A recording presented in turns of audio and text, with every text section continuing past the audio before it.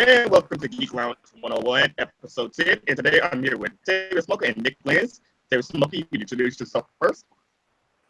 Hello, I'm Taylor Smoker. I review movies, video games, comics, and I just did my review of Horizon Zero Dawn, and then we're going to get to that yesterday.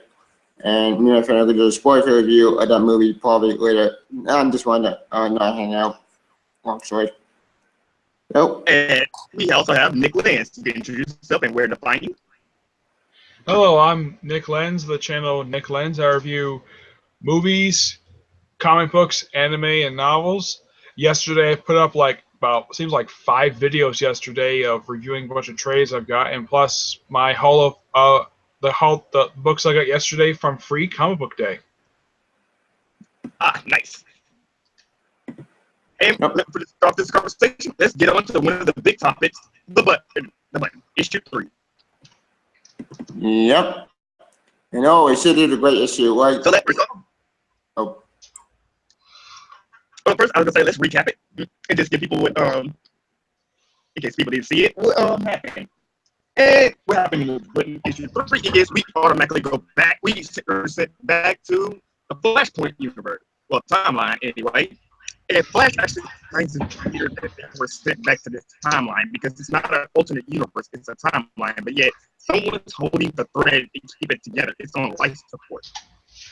Yep. And we see that Thomas Wayne is in the Batcave by himself. He knows that he's about to get raided by both the Amazons and the Atlanteans, and he's ready to go down in a fight of glory. But before that happens, that's when both Bruce and Barry show up. And after that, well, we have one of the greatest touching moments. And easy for Batman and for Bruce and Thomas. And I wish I could get more of this. And this time, online conversion, which is wasted on the content, we gotta get to hear the conversation. Yes, and this conversation was beautiful. I love how they first did it. But before that happened, the Amazons and the Atlanteans attacked. Thomas is actually questioning Barry why this timeline is still going on anyway. Barry is still confused about it. He's trying to rebuild the cosmic treadmill while also trying to figure out who is keeping this timeline together. Bruce sees Thomas, and before they can start talking, then the Atlanteans come to attack. Thomas takes out his gun, and out of this moment where Bruce just slaps it right out of his hand. And so we're fighting with our fists. We do not use guns. Yeah, and I noticed something about Wayne Manor. It looked like the thing was on the inside. It looked like the place it looks like it had been run down for some time. Yep. Well, man, the Flashpoint you made Thomas Wayne lost everything. So he was still rich, but apparently, I remember from the original story, he ran a casino. Yep. That's in the Flashpoint movie. I don't know what's up with that. Yeah, it was something different. You know how in the regular DC universe, there's Wayne Enterprises, the company. In the Flashpoint universe, he runs a casino where he owns the GCPD. Yep. And Gordon is the head of it. Why not? And get this, the Penguin is his chief of security of his casino, and he's also responsible for killing off several Flashpoint versions of known Batman villains. Like he apparently killed Poison Ivy, Killer Croc, Mr. Freeze. Mr. Freeze. He killed off several people. Yep. And also for the timeline, the Joker in this timeline, get this. It's Martha. Yeah, it's Martha. It's Martha. It's on one. It's kind of hinted in the movie. An animated movie, it kind of hinted towards Martha being the Joker. Yep. Yeah. That freaked me out. Actually, the explanation with that in the Batman Night of Vengeance miniseries, which if you look at all the miniseries that Flashpoint had, that was probably the best one. Alongside with the well, actually, wait, the Aquaman and one time I read recently, and they're actually pretty interesting because they have to explain some stuff that I'm missing that bothered me. That's the main title. Another really good miniseries, Dead Men and the Flying Graysons. Okay. Before that, we have to get back on track a little bit, and we go back to the last one. So technically speaking, it does really tie into the button. Yes, but as we go on, Bruce and Thomas is actually doing pretty well. We see Barry in the background building the time machine. Yep. He finally gets it working. Barry tells them that they don't have much time. They have to get on the cosmic treadmill, or else the treadmill will leave without them. So Thomas decides to push Barry and Bruce off there, and then we get one of the most touching moments ever. Yep. When Bruce went up. So with that, continue. And one of the most touching moments is when Thomas unmasks himself and tells Bruce he's no anymore. That he can just give up the mantle of the bat and just find happiness. And I also love how Bruce told him that one of the things he wished he could tell Thomas is that he's a grandfather, that he has a son. But what will Thomas just told him. The question? What will Jason? They are adopted. Oh, good point. Yeah, They're but adopted, but Damien is his only son that's related to him via, well, blood. Yeah, blood on. Yeah. So yeah, that's why he just said like you're a grandfather in an actual sense that you're actually a grandfather. That's true. And I actually loved it. And we also see that it pretty much Dr. Manhattan was keeping the timeline, keeping on life support. I don't know why. And then all of a sudden he decides to let go. And both Barry and Batman go through, get on the treadmill, and as they're leaving, one of the weirdest things happens. We see the reverse Flash running right behind them. You have to skip the part, actually. The time when you have to go and Blade of Glory. 2 Batarangs. Well, technically, it's not really a blaze of glory since your timeline is getting destroyed. That's not really a blaze of glory. That's just your timeline getting destroyed. That's yeah, true. I wouldn't be surprised, though, if somehow someone like Dr. Manhattan could have grabbed him before the timeline disappeared. Actually, I'm still wondering how. That'll be weird, but at the same time, that'll be pretty messed up. It's kind of weird. But we'll talk about that a little after. But as we see at the end of the pages of this issue, we see Reverse Flash, and Zoom is actually past head of them, and he has the button in his head. And they're wondering, wait, so this must be Professor Zoom before he got killed. And now they're trying to stop him and racing towards the hand of God. Next issue is literally that, hand of God. Yep. I hope it's a double-sized finale because, well, being because of how much story you had so far, you kind of think that this final part, Flash 22, would be a double-sized issue. With Superman was born at actually when didn't have double-sized. She was born at 4 issues, and technically it was two issues each for one Action Comics, one Superman, and that story was great. Yeah, but Action Comics had a backup story to talk about Mr. Mixplex. Yep, it did. That was in 975. Yep, I loved it. It was amazing. It was Paul Dini. Well, it should have huge ramifications because Trinity was getting involved in the Trinity book. They were getting involved with Mr. Oz, and now we're finally getting to the part of the button issue.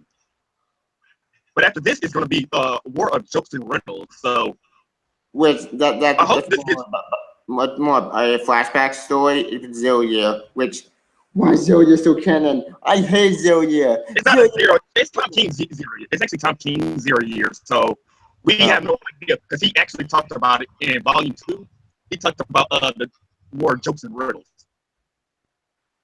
Huh. I don't get how you don't like 0 year. It's a pretty interesting story. It's an interesting story, but the tie-ins were all pointless. What was the point of the tie-ins? The tie-ins, you could ignore the tie-ins and just simply read the actual 0 year, which I did. That's way better. I read the tie-ins as well.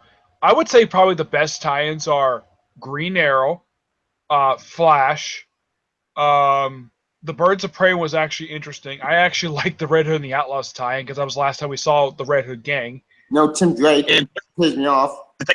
Wasn't Detective had Jim Gordon in it? Yep. I wouldn't say necessarily any of them were bad. I would say the only one that probably turned a lot of people off was the Action Comics one. That one was unnecessary. Oh yeah.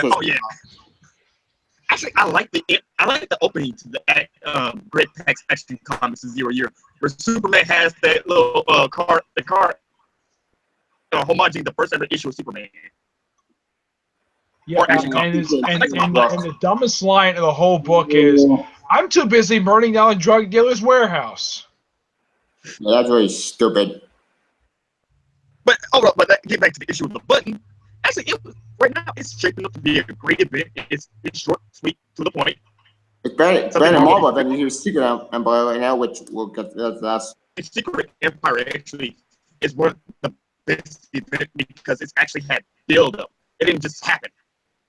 Well, we're getting Venomverse, which goody, and then Spider-Man with Venom. Discussion, but overall, what do you guys thoughts overall for this 3-part for right now? I love the story. It's amazing. One of the best, not events, more great story arcs that we got next Superman Born. I think both Superman Born and the Bind are both on my top 10 best stories of 2017 because, man, it this keeps going after they're going to. DC's gonna be on top, and I'll be happy about that because if I did play them all for a sec, like the Marvel story, they're not that great. They're stupid. Yes. Clone Conspiracy is the point example of this. Yep. Yes, I have to What's your thoughts on it? Yep. The button so far is really good.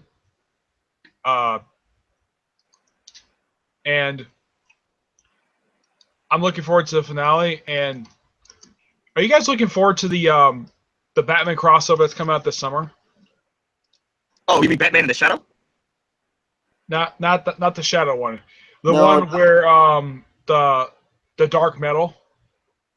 Batman. Scott Snyder's All-Star Batman. He's doing. Yeah. Is it short? Is it like the button, or is it like contained? Because if it's contained and not like universe crossover, I'll be intrigued. Crossover. I think it's going to just involve the Bat books. It's all Nightwing, Batman, and that's it. Scott Snyder is only mentioning the Bat books, and only the Bat books. So you probably get Batgirl on the Birds of Prey. You get Batwoman. You might get Red Hood and the Outlaws. You're not getting Teen Titans, that's for sure. Because really, you only have David, but Tim was one of the reasons why the Teen Titans kept getting involved in the Bat books. And the Teen Titans were not that great. They're all bad. They were all awful and threatening Outlaws. But now they're doing way better. But now they're going into their own four-part little crossover, the License Contract, which is starting. I'm excited about that. I think the first part for that one, I believe, it's Teen Titans. Isn't it Titans the first part? I think it's Titans. Yes, it starts off next issue. Next issue it'll start off with Teen Titans. Then we're going to go to Titans, Deathstroke, and then Teen Titans Annual will finish it off. Which I'm happy with that because it's short. It's a short crossover. It's simple, easy to read, and plus it's not expensive as hell, which makes me happy. Because and plus, the promotion stuff showed that all 4 parts are connected covers. Yep, but that's awesome. Which I love. Actually, DC. I would love if DC actually had something like that, where if you bought these covers and you bring them all together, like in real life, it would show the big cover just like that, and just not some big splash page. Like a poster. I would actually love that. I actually will post of the last kind of Superman 1. Did you guys know there's going to be a series coming out after Dark Metal? Yep, Dark Matter, which actually contains like 4 new heroes, which isn't. I'm pretty fine with new heroes because they're not putting other heroes like Marvel doing, and 2, it's the new characters, which I'm fine with because I think it's about 7 or 8 new titles coming after Dark Metal. Yep. Because I heard that DC is actually doing an editorial shift. Uh-oh. That can't be good. No. They're having 3 divisions now, from what I understand. They're going to have 3 separate kind of books that everybody can get into. We're going to have like the Vertigo, the kids, and then the DC comic fans. I'm going to look this up right now. So basically, we're going to do 3 lines. We have Vertigo, which that's self-contained or that. We have Young Animals, which got Doom Patrol. Mother Panic, which I think that one in Cave Carson, Phil's Mark. It's set in the DCU. Yeah, everything in Young Animal is set in DCU. It's just that it's under the Young Animal imprint. Yeah, Mother Panic is weird. I don't know. Yeah, but the thing about this book is, I can tell definitely it takes place in the regular DC universe because it had Batman and Batwoman show up in the book. Yeah, I don't care about that book. True. It's written by the woman who writes Faith, Jodie Foster. She's the one who writes the book. And Faith, I like. Faith, that's amazing. But this book, yeah. It's pretty interesting so far. It's not, let's say, a terrible book. None of the Young Animal books are bad. No, they're not bad. They're actually pretty good. But the problem is they're confusing. I would say definitely anyone can agree the weirdest one is Doom Patrol. The Doom Patrol is way out there because No. Doom Patrol is the best because it's supposed to be that way. Yeah, but when the series first started, I'm like scratching my head at it. Like, first off, the Chief was not in a wheelchair last time I saw him. If this is what we said in DC Universe, why is the Chief back in a wheelchair? Because last I saw him, he was walking perfectly fine, and he was working for. He was basically taken by Argus, him and the rest of Doom Patrol. And if this is supposed to be that same Doom Patrol, where is Element Woman?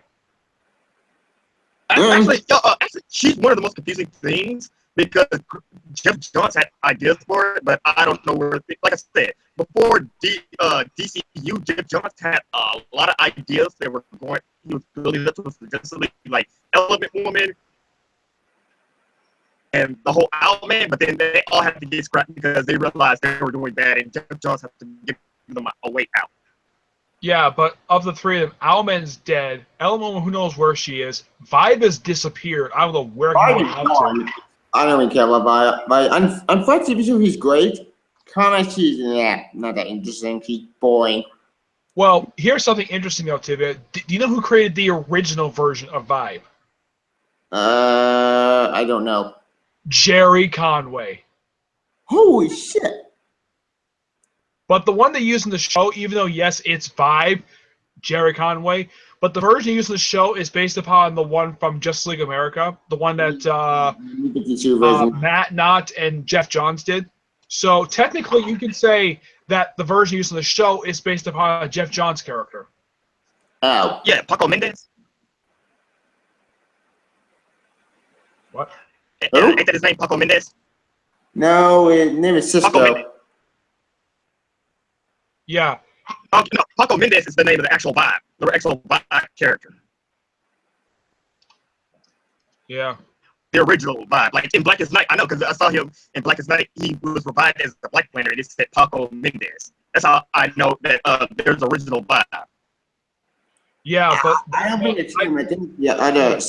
I didn't have a problem with the new version of Vibe because, well, he technically was Vibe, and he's apparently this version, from what I remember about him, he got his powers via it was basically when Darkseid attacked during the opening arc of Justice League.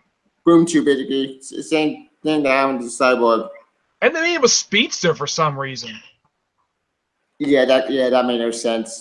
But just stupid. It's the same thing because they both have vibrations, just that the jump revolves around the Speed Force. Yeah, but the one on the show, there's a version what looks like a boom tube, but it's Vibe. It's kind of like a Vibe tube, is what it is. It's basically a breach. Yeah, basically that's what the Jeff Johns version of the universe is using the power of the vibrations. So could you say that the one in the show is an anagram of the one Conway created and the one Jeff Johns created? Yeah, is it coming from both?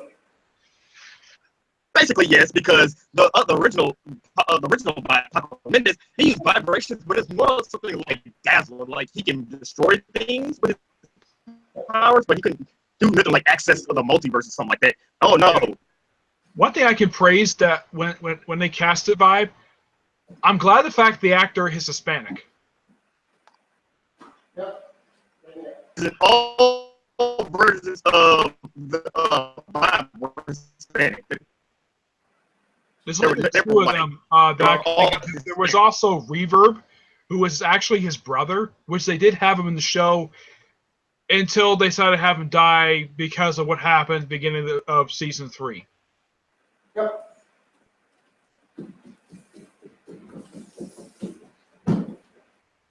So, Yeah. Okay, so everybody ready to get to the next comment? Teen Titans. I read Action Comics.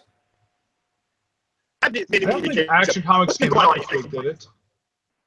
I No, believe it did. wait, not Action, my Superman. Superman came out, my bad. Sorry about that. Oh, okay. Let's do it. In fact, let's do it. Yes, I just remembered. Let's do a recap of Superman. You guys ready? Yep. Yeah.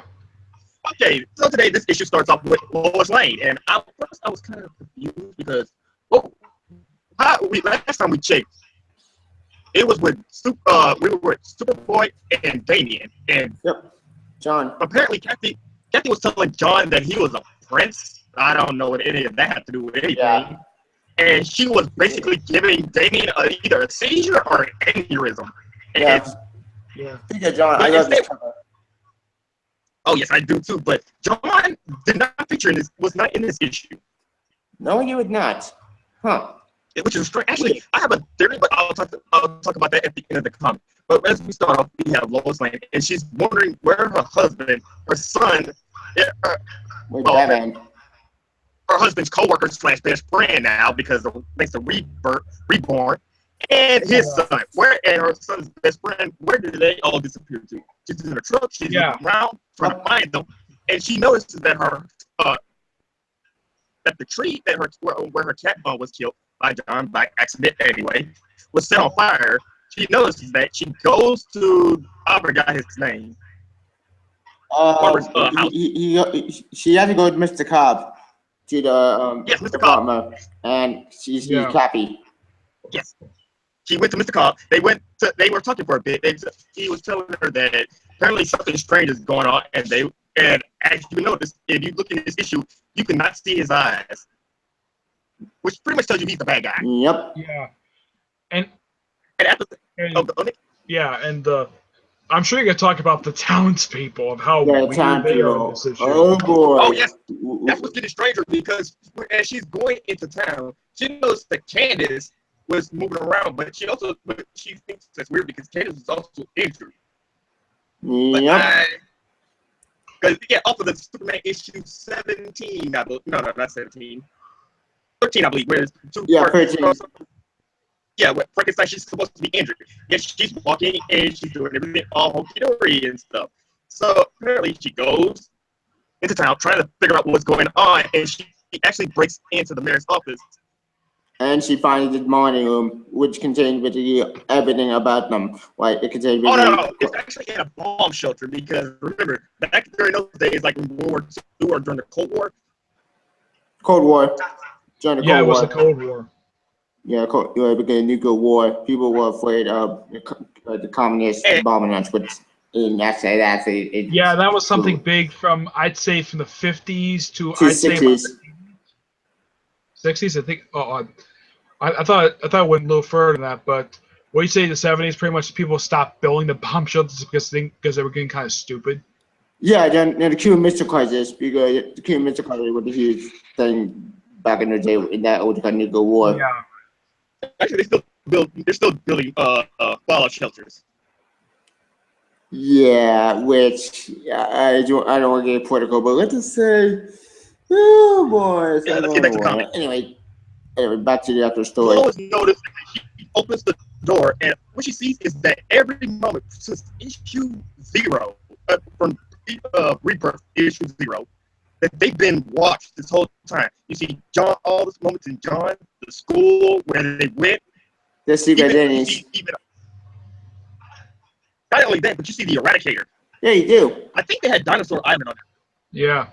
Yep. They had all these different images, and I'm starting to think, who is all in on it? And then she turns around, she knows that both the mayor, the school teacher, and Candace is there.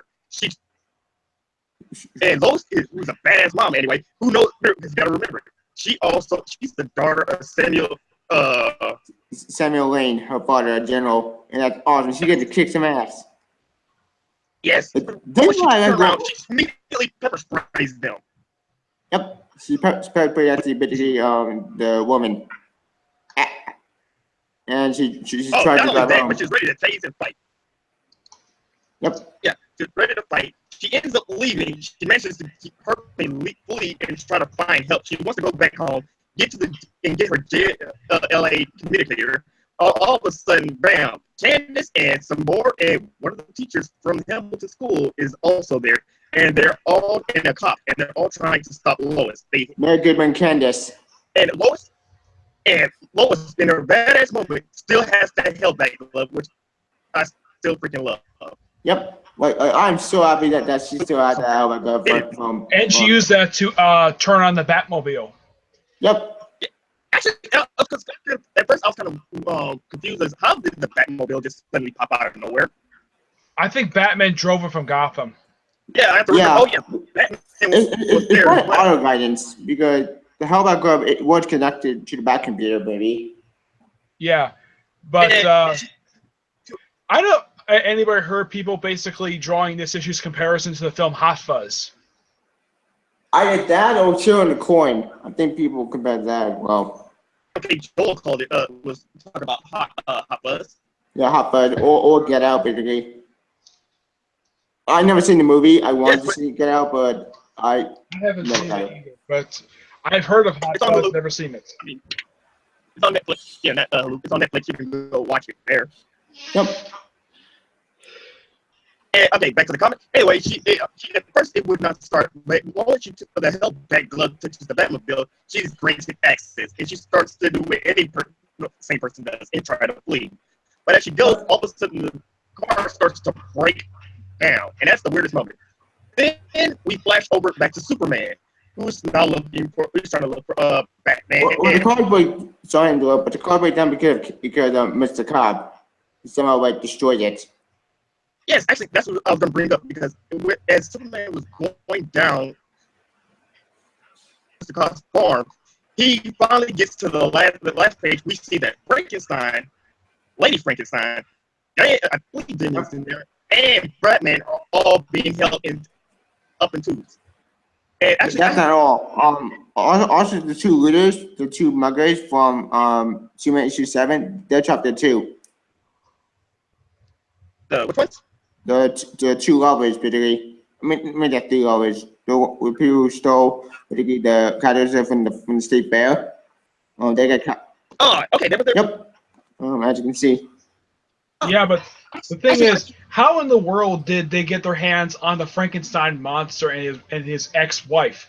I mean, Frankenstein monster's got super strength. I mean, I get maybe trying to take down Batman because these people are super strong, but how the heck they take down the Frankenstein monster? Actually, I'm wondering how Shade did not know he was missing. He's still under Shade. Or wife. Yeah, he is. The last time I saw him was actually in Superman. I remember that two-parter that came. I think it was just before Superman Reborn. Yeah. It was issue 13 and 14, right before Multiplicity.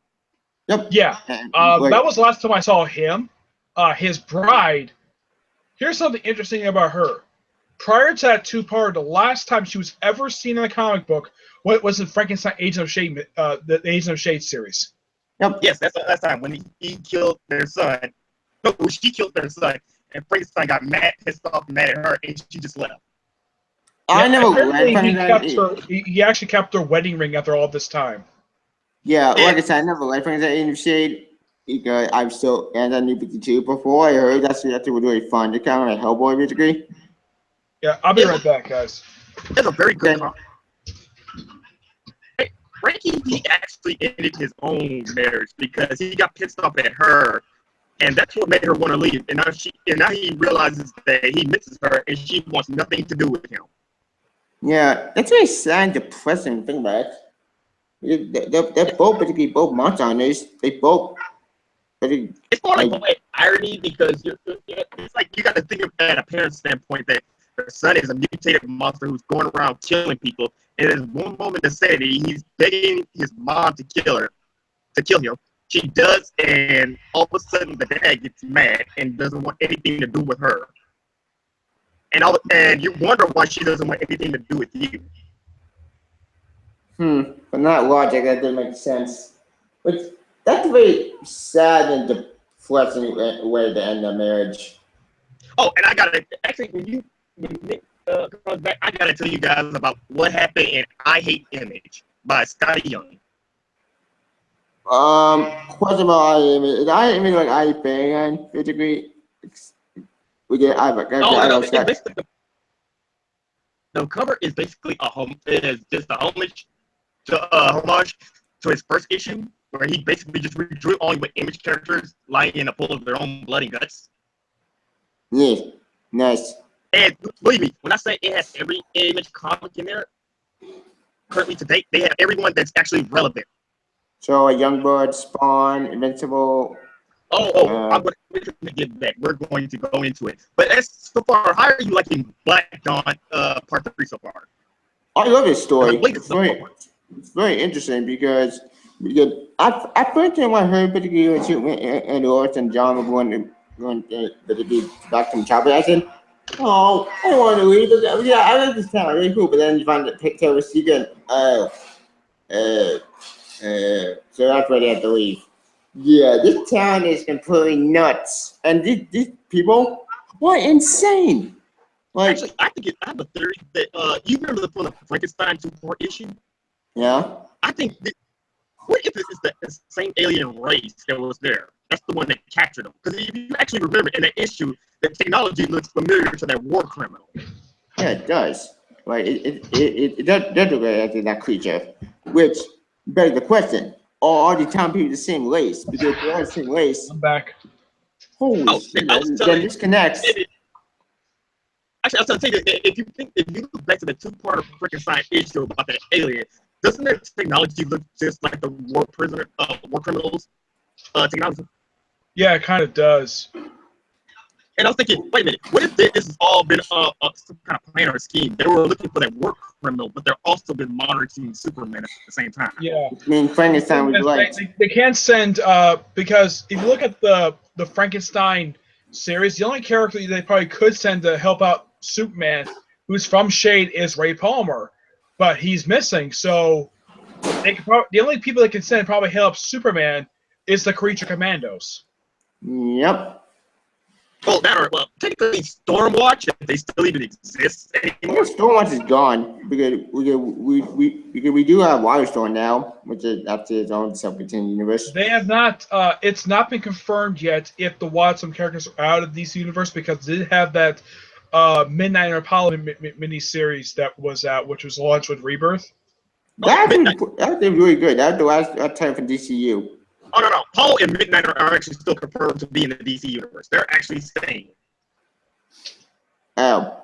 Well, yeah. Well, that's good. I get kind of the reason why, because aside from these two, the rest of the Wildstorm characters have done jack squat in this. Agreed. Like all the Wildstorm characters were all useless. Like not Conjuring. They all calling nonsense. First of all, Caitlin. I forgot her last name. She turns out. No, not Killer Frost. No, the other Caitlin, one from the Wildstorm. Caitlin Fairchild. Fairchild, Gen 15. It turns out in the Ravengers when she's just a clone of a clone. The original treatment Fairchild. Yeah, but so stupid. She and the rest of the Ravengers. Well, Caitlin herself was last seen at the end of Gail Simone's run for Batgirl. As for her team from the Ravengers series, they were last seen in Nowhere.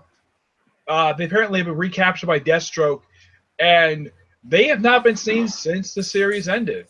Good win. Well, Nowhere no longer exists. Scott Liddell finally got rid of them, and Sarah is finally coming back in the Lazarus contract. She is? Finally. Wow.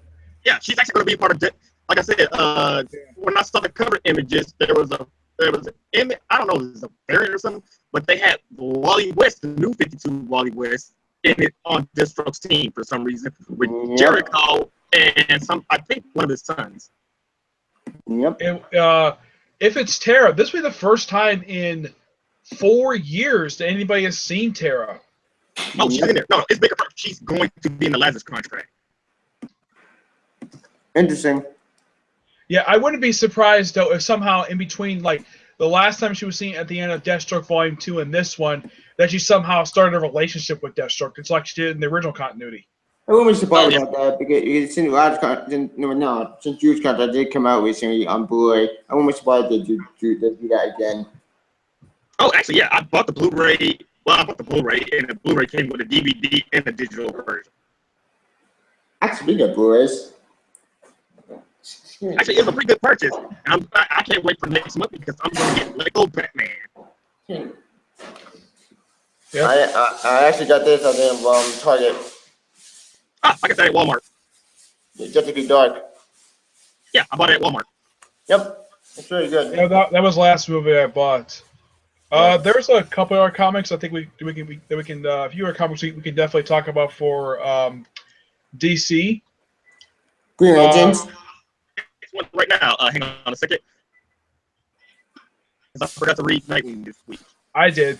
I read it. It was really good.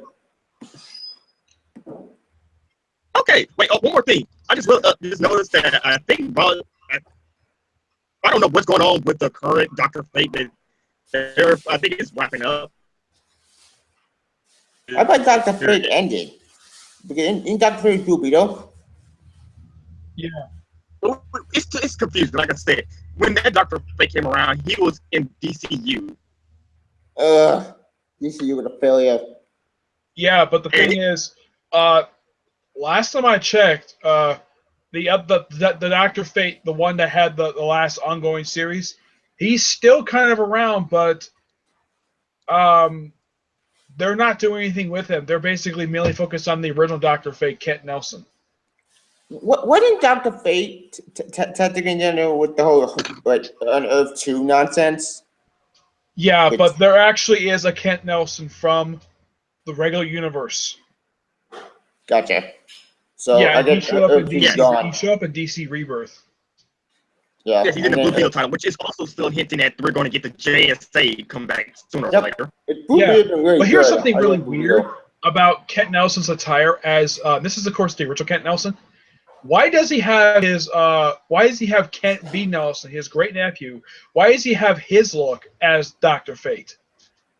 I don't know. It's kind of weird because I also noticed that Dr. Fate looks like a Celtic knight when he was fighting Aryan.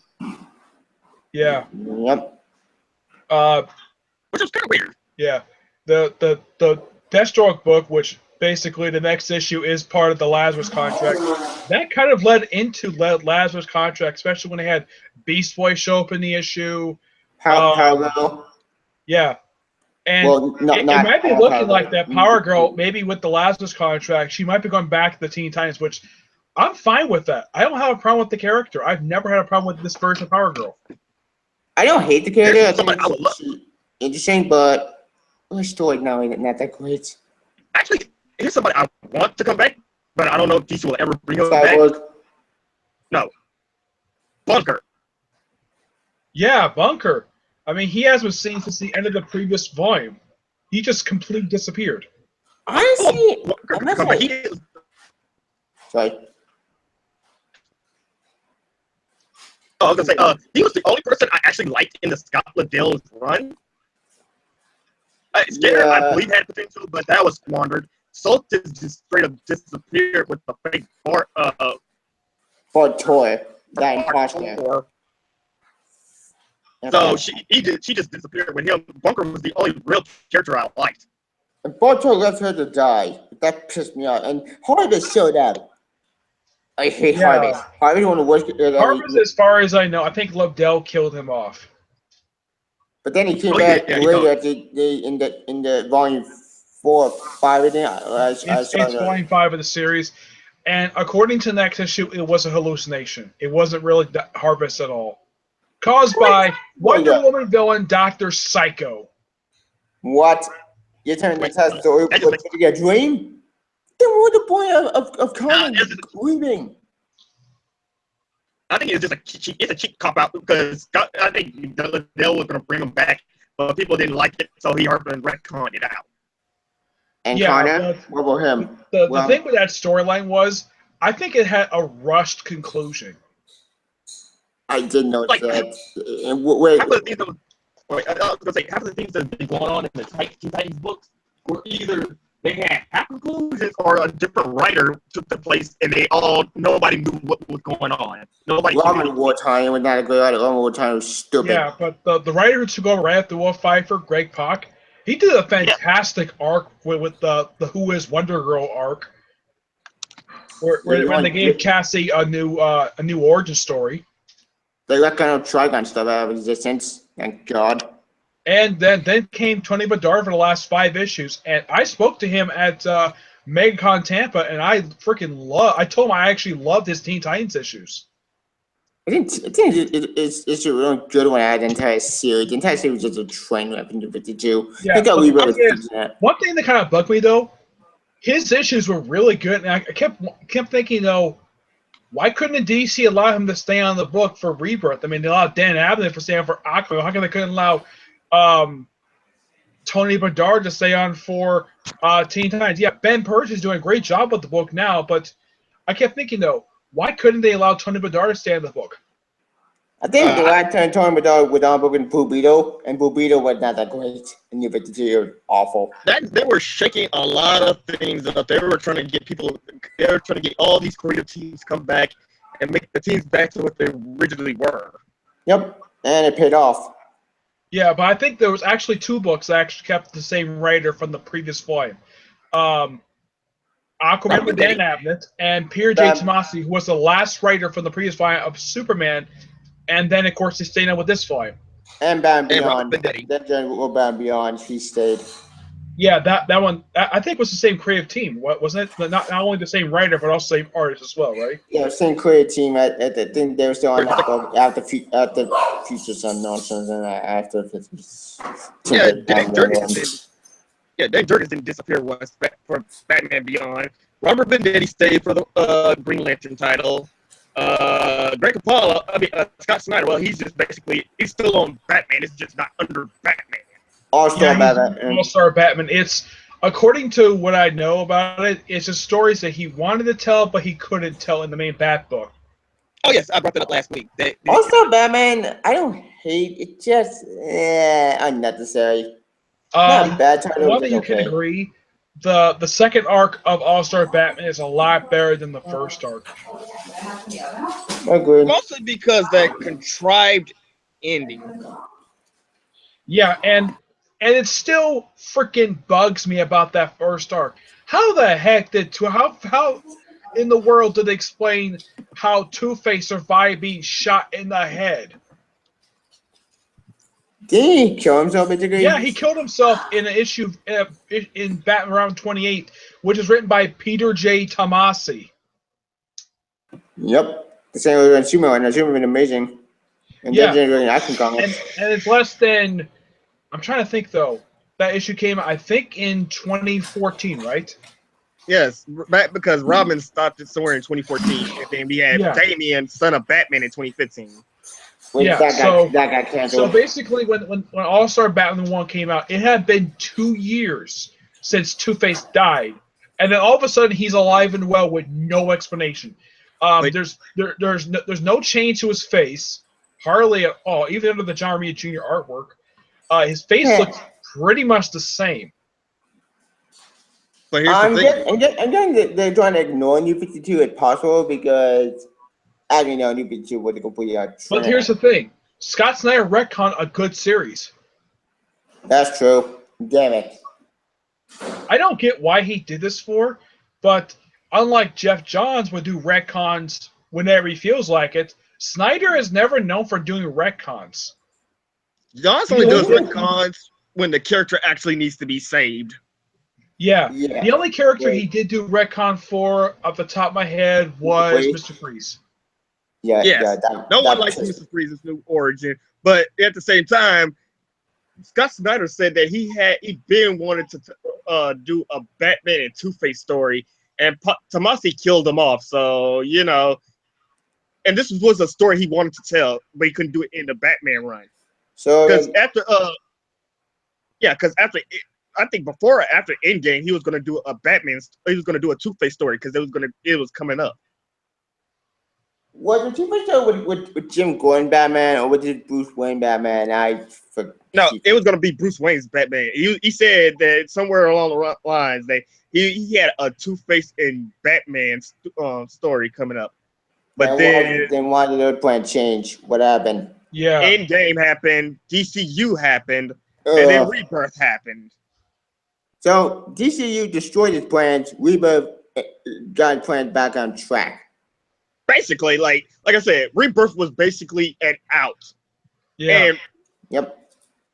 I right think that now- his last arc that he did, Ends the Earth, I think that was a heavy focus on Poison Ivy and Mr. Freeze. I thought Rachel Gould was in that issue. Yeah, he Aftermath. was. But for some reason, this is weird though. I have never seen Ra's al Ghul do this before. Carrying a gun. Yep, and shoot him in the head. But then if we that's the Batman using the little chip thingy. Yeah, and but Ra's using a gun really makes no sense because when you think of Ra's al Ghul, what weapon do you know for him using? A sword, not a freaking machine gun.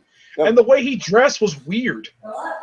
He looked like he was a modern day gangster. And I don't know if anybody knows this. He kind of looked like he was either like one of the actors who play him live action. Liam Neeson. Either was Liam Neeson or Matt Noble. I'm not sure which one. I think it might have been Liam Neeson. They drew him like him for some reason. Yeah, you can't put it past the artists or the DC or anybody at this point when it comes to live action and trying to get the characters to look like them. Which I mean, DC I'm fine with. At least they're not drawing Green Arrow like Stephen Amell. Yeah, thank God. Yes. They got rid of that bullshit. I've been enjoying the Green Arrows, especially been enjoying Volume 2, and just been enjoying Green Arrow period. And how he's finally going back to Star City. Yes, they finally went back to Star City. He's finally back in his made-up fictional town. Yeah, Not but they're in Seattle. transforming Seattle into Star City for some strange reason. Yeah, that was really stupid. Yeah, let's just enjoy the moment. Yeah, but what about those 4 people Oliver fought in this week's issue of Green Arrow? He fought the 4 Horsemen, which are consisted of Eddie Fires, who originally was a good guy. I don't know why that Ben Percy changed to a villain for some reason. Cheshire, Brick. I don't remember who the 4th one was. I have to go look at the issue again. I have to go look up the issue. Yeah, The story is good. I was shocked to see Brick. I haven't seen him since Jeff Lemire's run on Green Arrow. Well, he is a Green Arrow villain. Yeah, but it's been a while. I think it's been, 3 years? Wasn't Brick on the Flash? Not the Flash TV show, but the actual issue comic with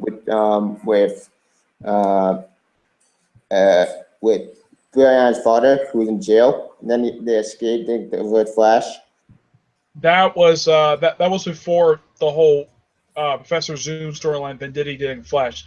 This was Jeff Lemire's Green Arrow. And this was also that very same storyline that was the last time anybody saw Count Vertigo before he showed up in Brian Hitch's Justice League. Yep. With Brian Hitch's Justice League, I read the issue of that, which we should probably get to that issue.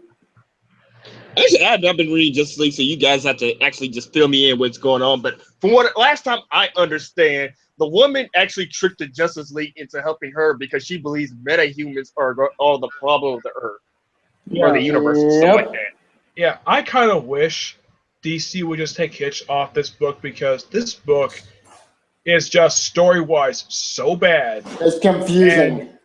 And like, I'm sure a lot of people probably have dropped Justice League by now because they don't like what Hitch is doing. I mean, is Justice League... To me, I think Justice League at this point is probably one of DC's lowest-selling titles. I don't want to... time travel stories. But like I said, I want to get Volume 1 and 2 because I saw them at Second and Charles. And then I remember Hitch really sucks on these books, so I didn't Yeah, pick them up. Didn't you I also actually got my hands America? on the first trade, Jeremy, and I reviewed it recently. Yeah, I saw it. I saw that one because I saw one of your videos, and I'm like, I actually felt kind of bad for you because you had to read the story and how rushed and all over the place it was. Because Yeah, at first I had one thing hopes I for it. praised it for, it had fantastic artwork. Yeah, one thing I'm going to be credited by both all the art. The artwork is so beautiful. Like, Yes, it Yes. is. And But nobody did next to nothing. yeah, did anybody notice like when Tony S. Nail like abruptly stopped doing the interiors? And you're probably questioning why did he stop doing it? I actually found out on Facebook later when Justice League vs. Suicide Squad was coming out of why he stopped drawing the book. why? He has scheduling conflicts. Damn it. That's the reason why. He has scheduling conflicts. And of course, now he's doing Suicide Squad, which, by the way, he's doing. The first issue came out for that. I think it was. I don't think it was this week. I think it was week prior. And wow, he has not lost touch. Yep. The issue was good. The bow before squad story arc. Yeah. Yep. It's been again to Man of Wall, big take back control, and it was awesome to see the wall back. I called it. I knew she wasn't dead. Yep. The thing is, actually based on death. One thing that so bugs me about Waller, and I read the new Suicide Squad Volume 4 trade, like because they put the Rebirth issue right after issue 22 of New Suicide Squad. It's like, okay, you see Skinny Waller, and then you get to Rebirth, and she's put on like 20 pounds for no explained reason. Good, because Skinny Wall would pointless. Yeah, a lot of people wonder what did she just? I guess all the crap that she was getting going through since New 52, she just had depression and just started eating herself away. Depressed by what? Be in charge of Task Force X all this time?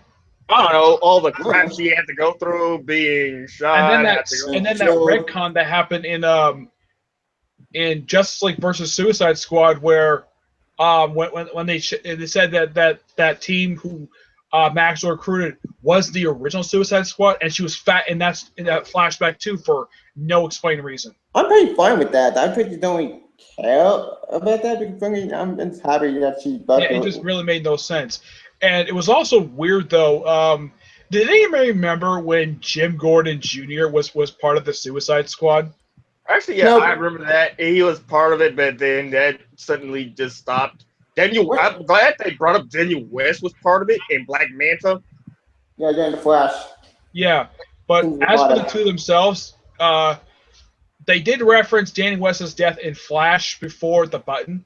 They actually referenced that. They finally had Wally go and talk to Captain Boomerang about it, and yeah, he does know his father is dead. Nope. Manta, I mean, I'm sure everybody was shocked to see him at the end of this recent issue of Teen Titans. I was. Well, I knew he wasn't dead. He's still running. He's still running. What? Blackwater? Nemo. Not by what? Nemo. Yeah, Nemo. Nemo. He's still the king. He's still the Fisher King. Yep. And he's teamed up with King Shark for some reason. Yep. I actually thought that was weird. Like, why was King Shark turning people into sharks? And where did he get when did he get smart enough and get the technology to turn them into sharks? He did. And also, when did he start wearing shorts? Because he was wearing that. Because when he was last seen, he was wearing this weird-looking, I don't know, kind of like a leotard. When he showed up in Suicide Squad and especially Aquaman, and all of a sudden he shows up here. He's wearing shorts for some reason. I don't really care about that. Pretty fine, King Shark, because King Shark is fine a shark, not a hammerhead shark. Whatever evil way you went scared. He's supposed to be why is he a hammerhead for? Well, in Forever Evil, he's the hammerhead.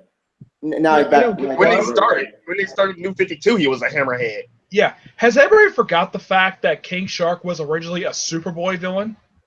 I think people forgot everything about that since because most of the time nowadays, people think of him as an Aquaman villain. Well, come on. Well, Aquaman is actually fought Aquaman. That's true. Nope.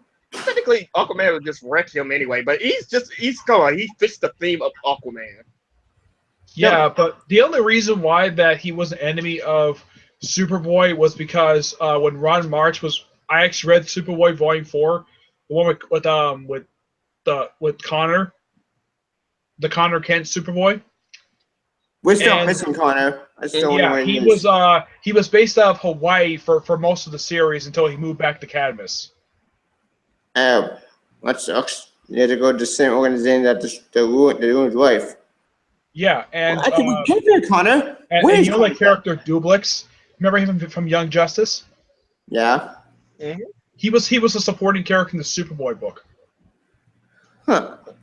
Interesting. and he did work for Cadmus in the comics. He did work for them. He was not in Speaking of charge. Superboy- He was not in charge, and not like he was in Young Justice, but he was part of it. Speaking of Also, Superboy, I was gonna say, in the Steputavia, John, face it, John Kent is the Superboy. Connor is gone for now, and we don't know if he'll ever come back at this point. Right now, everybody's just been enjoying Superman Rebirth. Let's all enjoy it and not complain. Yeah. no, I'm not complaining. And of course, he just happened to be missing from that Reign of the Superman flashback they just happened to show. Yep. Oh, That's yes. 78. Yeah, I don't get why, because DC released a new printing of the Death of Superman storyline in trade. There's 5 volumes of it, and it came out last year. Plus the omnibus. Yeah, is DC trying to get people to think that what happened during that storyline did happen, but without Superboy involved? I don't think. Here's my theory. My theory is that I made a video about it like last year. Is that Connor is trapped with Tim Drake? Because when you think about it, Cassie is missing too. So I got revenge. Mr. Odd captured him and captured Tim Drake and captured Cassie Wonder Girl. When you think about it, what Mr. Odd doing? He's capturing at the other true. He captured Prodigy. He captured Doomsday. He captured Tim. Why are we being done? You can't forget him. He captured Mr. Mxyzptlk somehow. Yep, you got the New 50 Mix is like gone forever. Thank God, New 50 Mix is sucked. Anyways, Yeah. Hey, Tibia, here's one for you. If he has Mr. Mxyzptlk, does he have Batmite? good question. Because I know Mixie mentioned Batmite. Batman is annoying, but he's not like a threat like Mr. Mxyzptlk is. He's basically a Batman fanboy. That's essentially what he is. Yep. Yeah, but he wouldn't. But he wouldn't actually get involved with Oz's schemes. Yeah, That's it. He'll probably stay far away from Oz as possible. And also, people got to also remember Bart Allen is still missing. So, and you remember Jeff Johns' run, there was Superboy, Connor, and Tim. there was Tim, Cassie, Starfire. and Bart. And Cyborg. No. There was the 4 people who making up the new Teen Titans for that era. And notice that these 4 people are missing. That's true. Tim Drake took Cassie. But Cassie Lang was last seen in New Talent Showcase. That's also true. I don't know. As far as I know, she wasn't in the story she was featured. She wasn't captured by Mr. Oz like Tim was. Yeah, she actually went back to a archaeological dig, I think, to find a boyfriend who's alive. Yeah. One thing I do appreciate about when Scott Lobdell brought her mother in, I think it was Will Pfeiffer. They kept the fact that her mother is the same person. She's still an archaeologist, but all they did was they changed who her father is. That's really the biggest change they did with Cassandra and Mark. Weird, that confused me Because in the original continuity was Zeus. In this one, it's the guy who was killed during Brian Azzarello's Wonder Woman. Wait, what? When did that happen? Wait, Langston? Yeah, who was supposed to be Wonder Woman's brother, well, half brother. Yeah, Langston. Langston. He is Cassie's father. Oh. When the hell did that happen? I don't remember them entering in Teen Titans. They mentioned it in the Who Was Wonder Woman arc that Greg Pak did. It's the arc that came out right after Will Pfeiffer left the book. Gotcha. I highly recommend it, Tibia. It's actually really good, but the one thing that kind of bugged me about that story arc is why in the world the Teen Titans decided to go to this no-name town in Pennsylvania? Why couldn't they? I don't know. Go back to New York or Oracle City or go to well, they couldn't go to Metropolis because the character Doom, what was actually wanted there. But I think they wanted because the whole you go Manchester Black nonsense. yeah, which I've heard something Manchester Black might be coming back soon. Which would make sense about because the way Superman Black Dawn. It Yeah, seems I heard that- something he might be showing up in Superman. Which does have to make sense about because like I get a weird flashback of True Judge the American Way because Superboy John technically he didn't want to kill that squid, but he had no choice. Did you ever I got read weird- the original story that featured? Did you read Manchester Black's first appearance? The authority. It's issue 775 of Action Comics. No, I saw the movie as a human very elite, and that Yeah. was really good. Yeah, but that film was not only adaptation of that one issue, but also the following storyline that came that featured the return of the Elite in the series, which featured Manchester Black's sister. But in the film, they fought on the moon, like Earth's moon. In the comic, they fought on the moon, one of the moons of Jupiter. Yep. I'm So like, I get maybe Superman be able to breathe in space, but how the heck can a group of 5 humans breathe on one of Jupiter's moons? probably because of that ship, probably. I don't know. I think they fought on the moon of Titan, if I'm not mistaken. Actually, I'm still trying to figure out when the button issue 4 when it comes out this week. What I want to know what's going to happen. Are we going to finally get some answers to what happened to the Watchmen? If Dr. Manhattan, maybe he destroyed their universe or something. And I'm also hoping we might get to see a Rorschach and the Question team up. I don't want to see Rorschach and Peter Rorschach. I want to say dead. He died in the story. I don't want. I think what DC needs to do with the New 52 question is just retcon him out of existence and bring you back the original Steve Ditko version. Agreed. You good? Actually, Rick on both him and Phantom Stranger. Well, Captain Atom, actually, he's still alive because you got to issue I. Oh boy, You know that I didn't like the new origin story for Phantom Stranger. You got to admit his title on the New 52 was actually really good. It was good, but I just didn't like the fact that he had his background was just not good taste. His background made no sense. It's like the fact it's not a good taste. Was scary. I know that made no sense, but at least his series was good.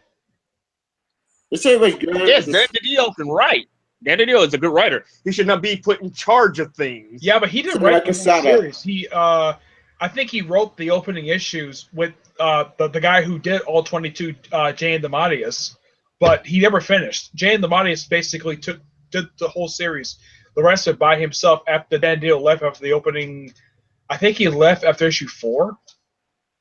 Didn't he also did to get inside the annual with Jeff Johns and it was awful? Yeah, he wrote that too. Yeah, and OMAC.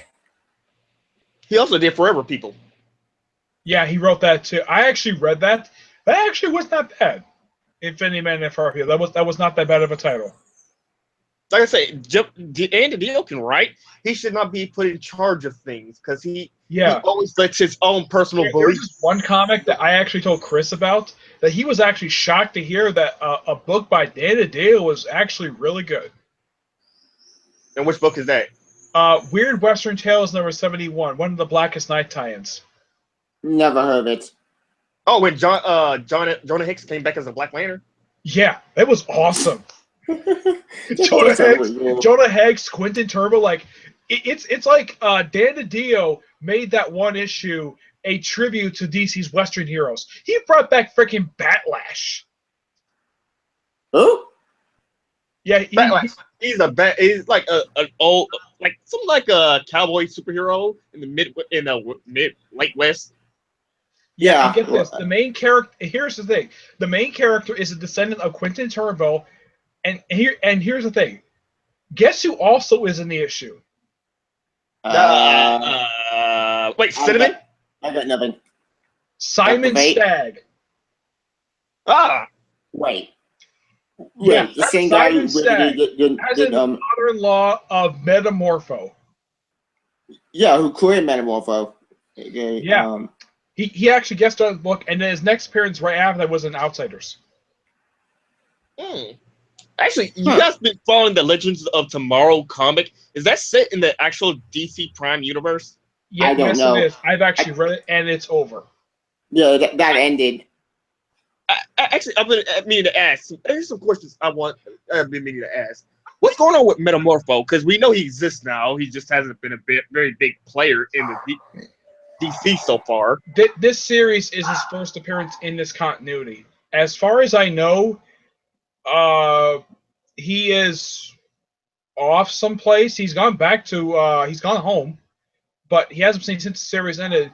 But it's heavily implied that him and Sapphire Stag have a thing for each other, even though they never confirmed it in the actual arc.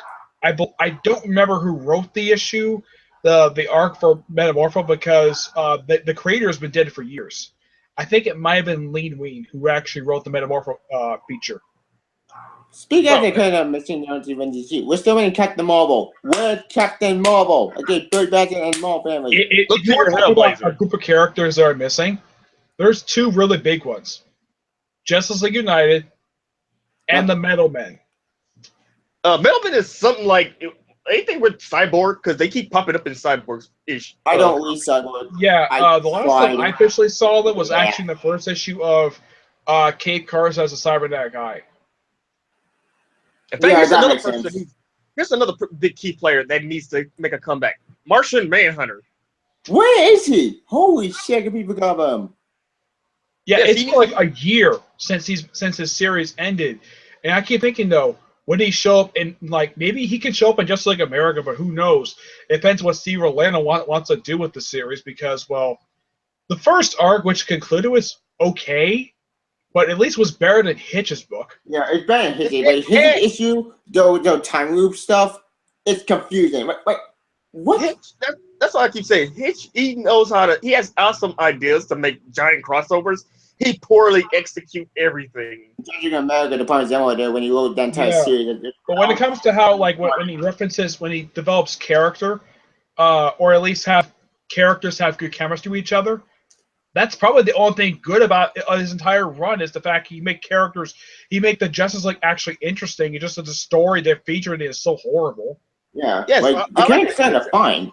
Like, Superman and family, that's fine, but everything else, like for example, this is before Rebirth, when Superman brought up the JLA for the previous continuity. That was good. The conversation between Batman and Superman in the Batcave was really good. It's like those moments like that are really good. It's just the overall story is just so bad. And I keep thinking, if Hitch is good at doing character stuff, why does he suck at doing story?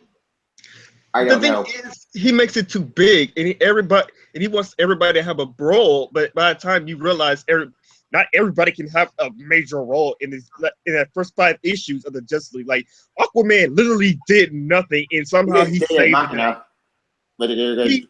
Basically, he had the crystals to save the day. He did nothing, and somehow he was the MVP of the entire arc. Somehow. And that first arc also set up the brief romance between Barry Allen and Jessica Cruz. Wait, that didn't go nowhere. It was being hinted at in Jeff Johns' run, but it was more like a teacher and student, or co-worker. Yeah, but as far as I know now, Williamson is writing the Flash title. Well, before this, that it definitely does look like that Iris and Barry might get together. Finally, about damn time. Oh yes, because they even had Shade was even talking about them being married, but that was probably referencing the pre-52 continuity. Yeah, which I get maybe why Williamson brought him in, because he was probably a huge fan of Robinson's run, so he probably kept Robinson's run entirely canon. I completely forgot. Getting Green Arrow, the whole Arrow family came back. Arsenal came back finally. Thank God. And looking out by like kind of resistance. And they finally had it wasn't the fact that they did. It's the fact that they finally interacted since the New 52 began. They finally because they kept talking about, oh, Green Arrow kicked him out, but they never actually, Scott Liddell never actually went anywhere with that concept. Nobody did, even in the Green Arrow books. Nobody bothered to let Ollie and did it. And this is something that really bugs me about the Rise of Star City arc. I mean, clearly Green Arrow seriously needs some help to take on these 4 villains and at least try to stop whatever's going on in the city. I'm like, he is a member of the Justice League United. He could call them in. I think it disbanded. No, he's actually a reserve member in the Justice League. Oh. Yeah, but he has a Justice League communicator. Just, I'm sure he still has it on him. Why doesn't he call them? Yes, he's like I say, Justice League do still have these people part of the Justice League books. They're actually considered reserve leaguers. We're still mentioning the Marvel. What about the team that he was part of, Justice League United? As I said, I think that team disbanded. Last time they appeared was Savage Dawn. Oh yeah, the New 52. But then again, Super Reborn didn't destroy that history. That is all gone. No, it's mainly just involving Superman himself, not the Justice League United. But the thing with United was, when Lemire was on the book, it was a great concept. Yeah, good team, great chemistry between these characters, and then he left and handed out to Jeff Parker, who is not a bad writer. It's just that what he did with the group is that he did something really kind of dumb. Have characters recruited for one story arc, and then next arc, brand new members for no explained reason. Like, what? In his first arc, he pretty much recruited. He had the team recruit Swamp Thing, the Demon, Poison Ivy, and Jason Blood. Oh yeah, he also recruited Mira because, well, Parker wrote Aquaman, so he had to throw Mira in there. What? And this 2-part confusing story, which I had no idea what the heck was going on. I can tell what these people were. I could not tell what the story was. And then the next arc, he had the team recruit Steel, Batgirl, Robot Man, and Vandal Savage. What? Savage? Yeah, Vandal Savage, as part of the Justice League United, to deal with this, I don't know, this town which had been caught in this time loop, which basically was merging World War I and World War II, and bring in these awesome characters no one's seen in years. Bring in people like Sergeant Rock and Easy Company, G.I. Robot, and Enemy Ace. Why recruit Savage? Actually, I liked it better when they were brought. What? I'm confused. I'm thinking, why not Scandal? Good question. Or why not bring in Superboy? Oh wait, I forgot. Khan's gone. Well, if you want to know what the last time that I saw Scandal, what was in the last volume of Secret Six that Gail Simone did, that ended last year. Speaking of Gail Simone, she's actually I'm here for the grapevine that she's actually going to be writing Wonder Woman. Yay! Wait. Well, Greg Rucka. Greg Rucka's actually about to leave. He even said it. Like, he's already stated that he's about to leave after, I think he got like 3, maybe 4, maybe 5 issues left. He's about to leave very soon. We can't have a good terms and leave bad terms. He's leaving of his own free will. They're not firing him. He's just leaving the book. Okay, at least he's not leaving DC like he had been for like 10 years. Yeah, that's what actually, I think they said Margaret Bennett, the woman who's writing Batwoman, is going to take over after him. Okay, that scared me because Batgirl, that title, like, look, I'm not gonna let people, Batgirl. I heard that is okay at best. It's not bad. Batwoman. The woman. Oh no, Batwoman's good. What I'm saying. Yeah, but I'm sure a lot of people have pointed this out. It's like the writers of Batgirl are trying to get people so hard to forget the awesomeness that was Gail Simone's run.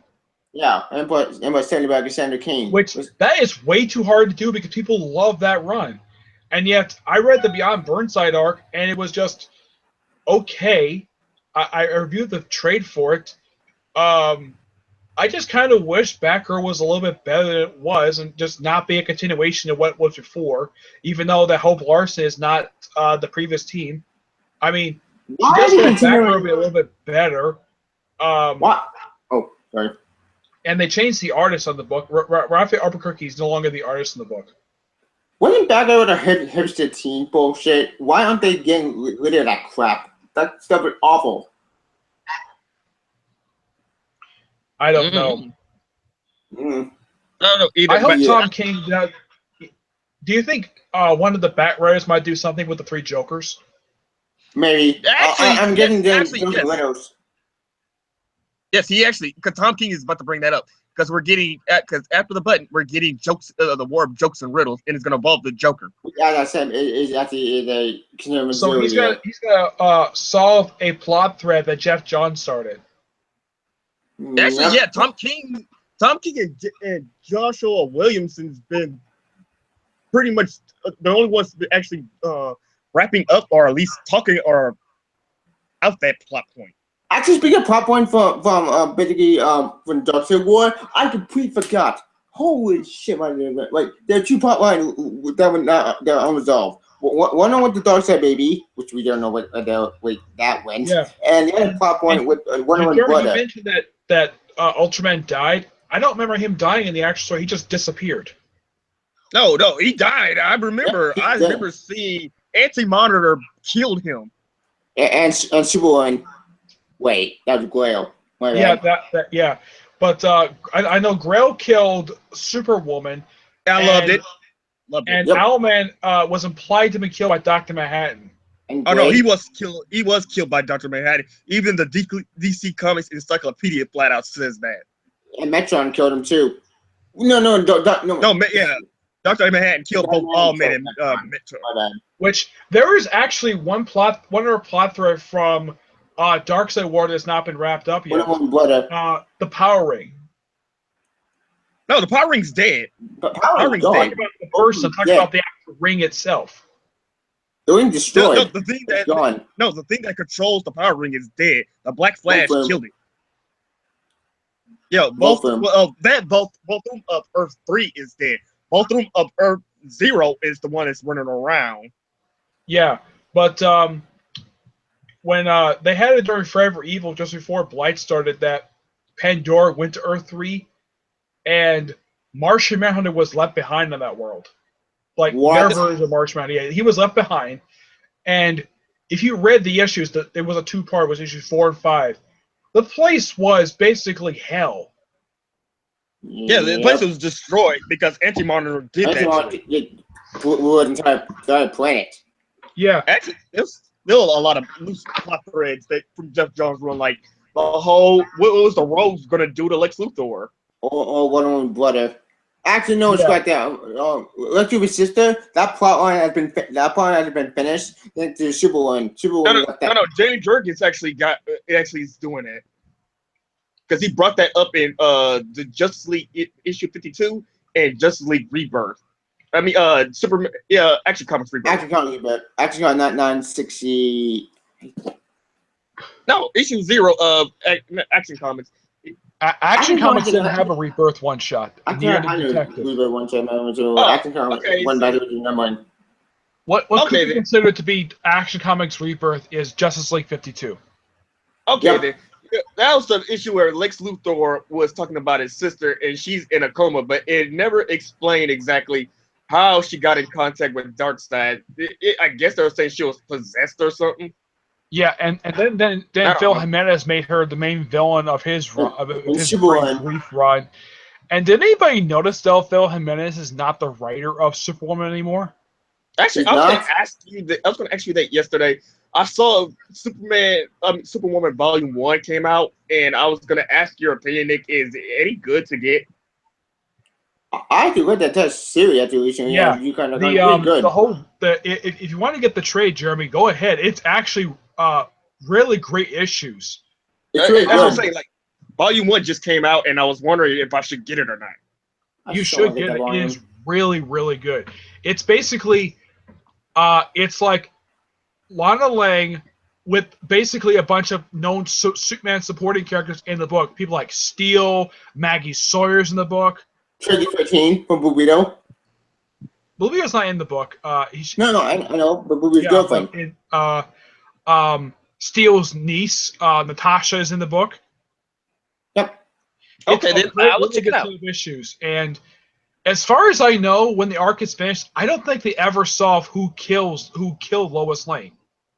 At this point, there's no point in trying to solve it because they merged. So Yep. there was no murder. You can't solve a And- murder if they ever happen. And they Yeah. technically actually fixed that. The Super One tie-in. They actually left in New 52 Lords, and they actually. It's actually one of 2 books I've seen where they changed the writer for it.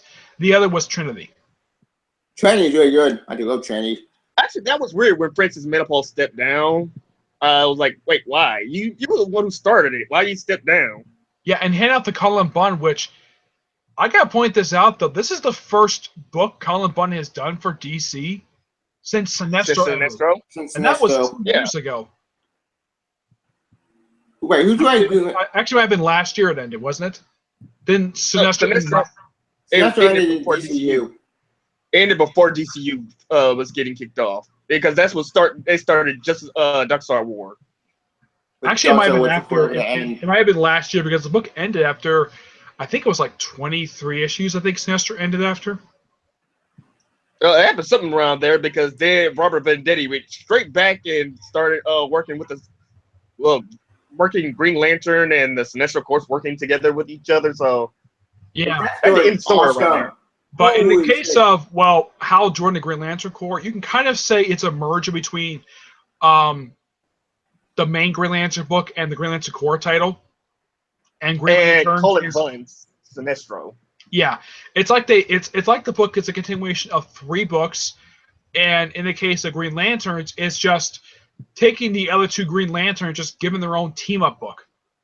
See, this is what I said. Robert Venditti does awesome sci-fi work. He is crap when it comes to actual superheroes on Earth. Especially speaking of like Flash. Yeah. Flash But if you remember early on, like after he did this first arc for Green Lantern, it's like right after Lights Out, it's like Hal Jordan was written to be an idiot and an overpowered dictator, and then all of a sudden we have stuff like Godhead.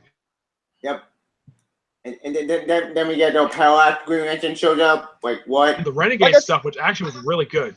Renegade stuff. Renegade. I like Renegade. Renegade and what's not. I hated Lights Out. Renegade was probably the best thing that Robert Venditti actually did. It's like when his retcon for the light continuum was stupid. Oh yeah, no one liked it. In fact, people are still pensioning.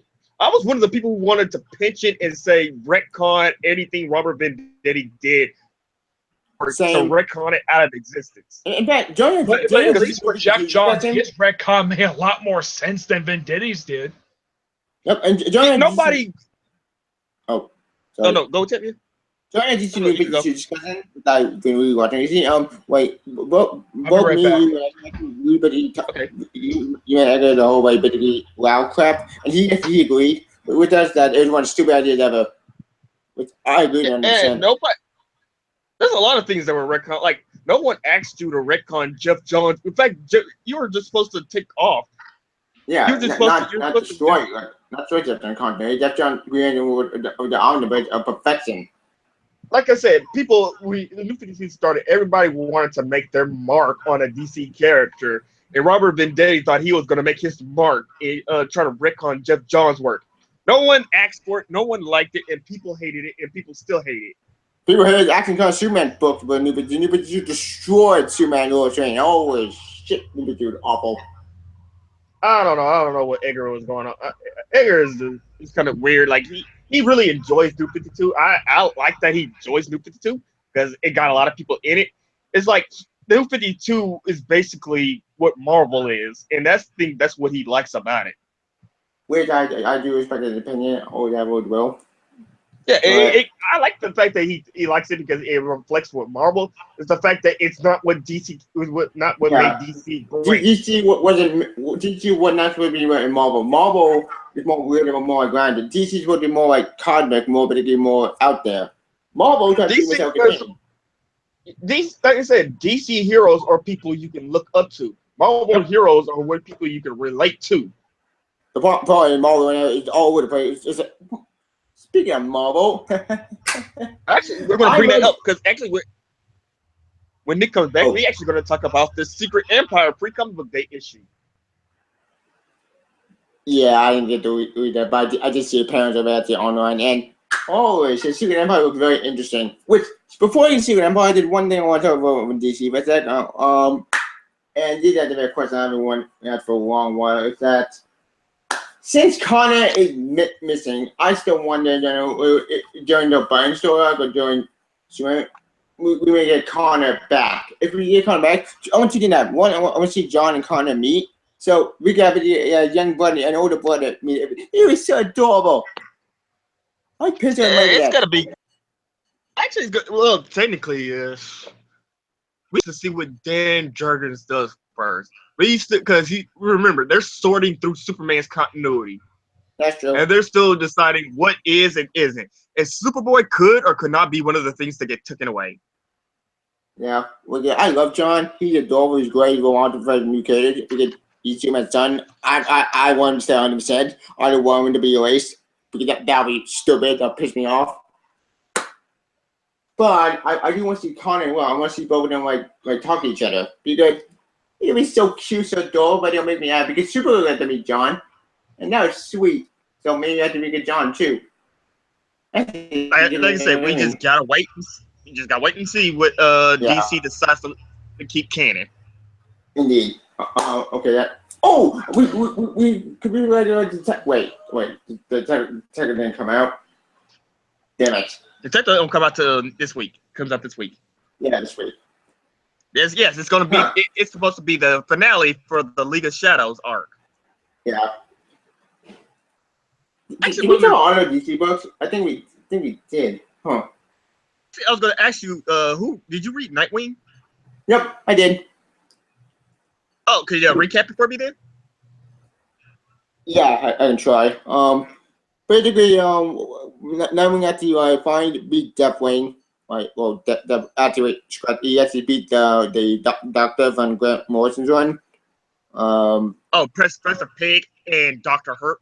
Yep, Doctor Dick Grayson was there to beat him on Geometry, and Damon actually wasn't dead. But that God, and Dick Grayson's girlfriend.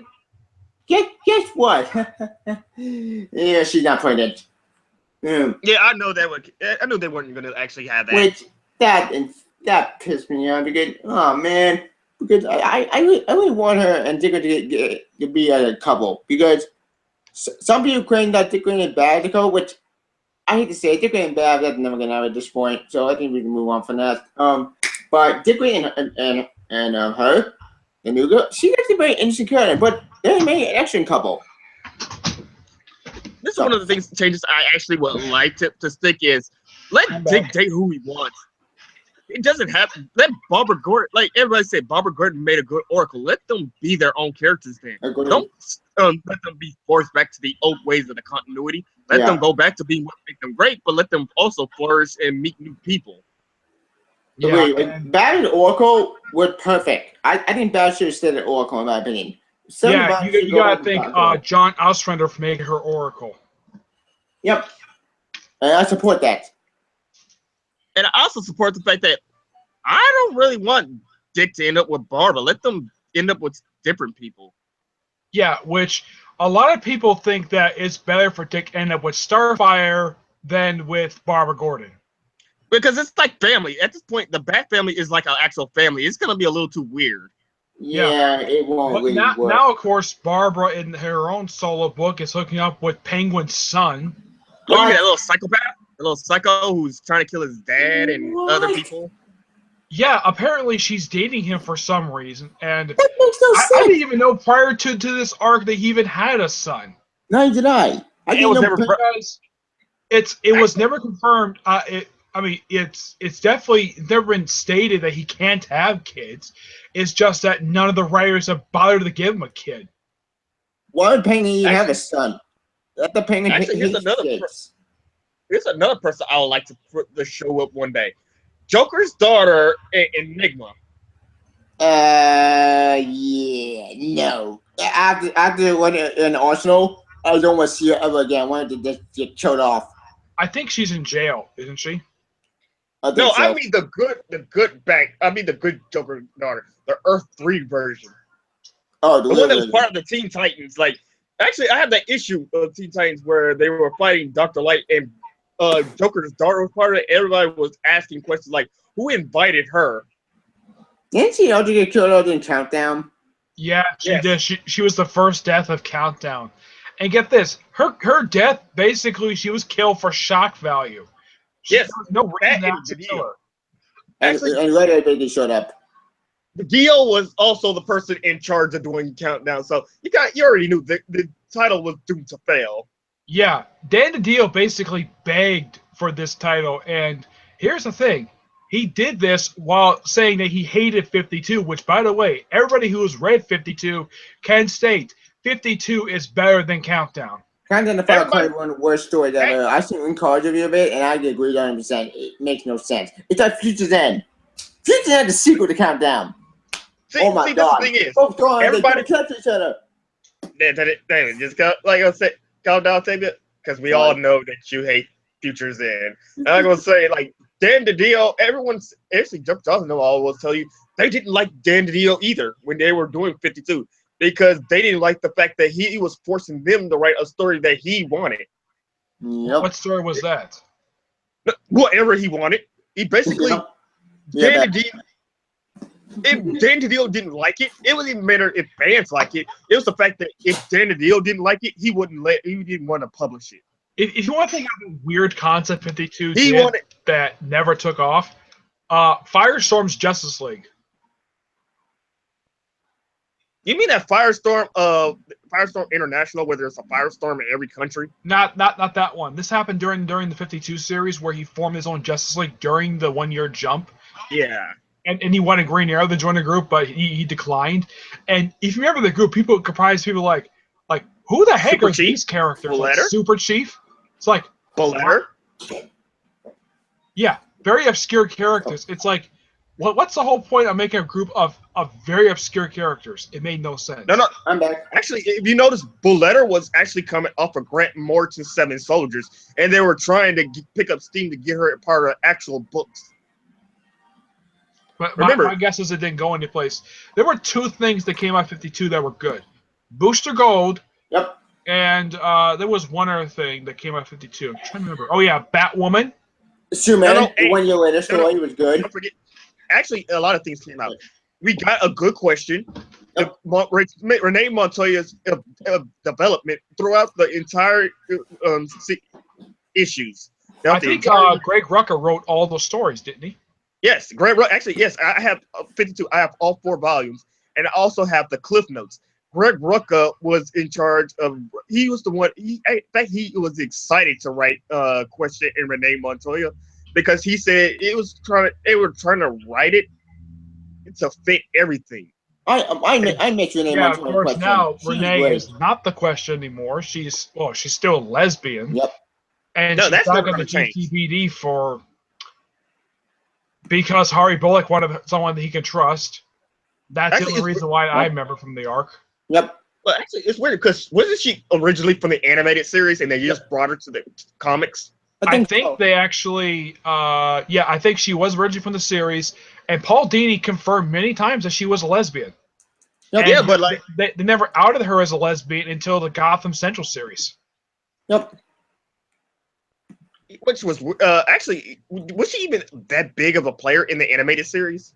I think so. She kind of was, but if you notice, so half the time she would either wear a uniform or she wear like street clothes. But Yep. I don't vaguely. Was she in the Superman series or was she in Batman No, animated? she's in Batman the animated series. Yeah, Superman she- the I animated don't series is remember someone else. her. I really don't remember her. She's the woman who was- hung out with she's Harry Bullock. Spanish. She was Harry Bullock's partner. Okay. Because I was trying to remember, but yeah, out of 52, we got a lot of good things. And here's the one thing we also got out of it: the multiverse. And Grant Morrison wanted to write Multiversity after 52, but nobody was on board with it. But then Final Crisis happened. No, actually, no. Well, it's kind of a little halfway between that because they had a lot of. After that, Final Crisis did happen because Grant Morrison wanted to bring back up the multiverse because that's he was going to lead into Multiversity, so that way let everybody know, oh, the multiverse exists, and they had all these stories that were going to happen. But then Dan DiDio wanted Flashpoint to happen, which Bob Harris shot down. Thank God for that part, because then we wouldn't have Blackest Night. But then Flashpoint happened anyway. I remember there was one other series that came out of 52. Oh, Infinity Inc. The the one that was created by Lex Luthor. A lot of good things came out of 52. Let's talk about that. The second Infinity Inc. series, not the one Roy Thomas did back in the 80s. Yeah, team of characters. It was weird. I'm like, it felt more like a solo title for Steel than a group title, because Steel was the only one who actually had a character development all 12 issues. Didn't Steel Bleach got involved in Infinity Corporation? Yes. She had superpowers, but then she ended up losing them. Oh, that sucks. Because actually, about it very interesting. Actually, another great thing that came out of 52 was World War III. Yeah, with Marshmallow leaving. No, Black Adam just flat out. Black Adam went nuts. Yep. He flat out. We ripped off Kid Frankenstein's arms. He killed Tara again. Tara died again. Which Tara did he kill? He killed the clone of Tara. Tara's clone, the original Tara's clone. Okay. Wait, with Tara's clone a psychopath? No. She was cloned. It was weird. I don't know. Somehow she came back as a clone. Yeah, it was part of that Team Titans thing that Marv Wolfman came up with in the early 90s. That might have... It was a weird... It was just weird. Beast Boy basically didn't want anything to do with her, but when she died, that's when he actually found out he still had feelings for her. And it was weird because they also brought it back up in Blackest Night.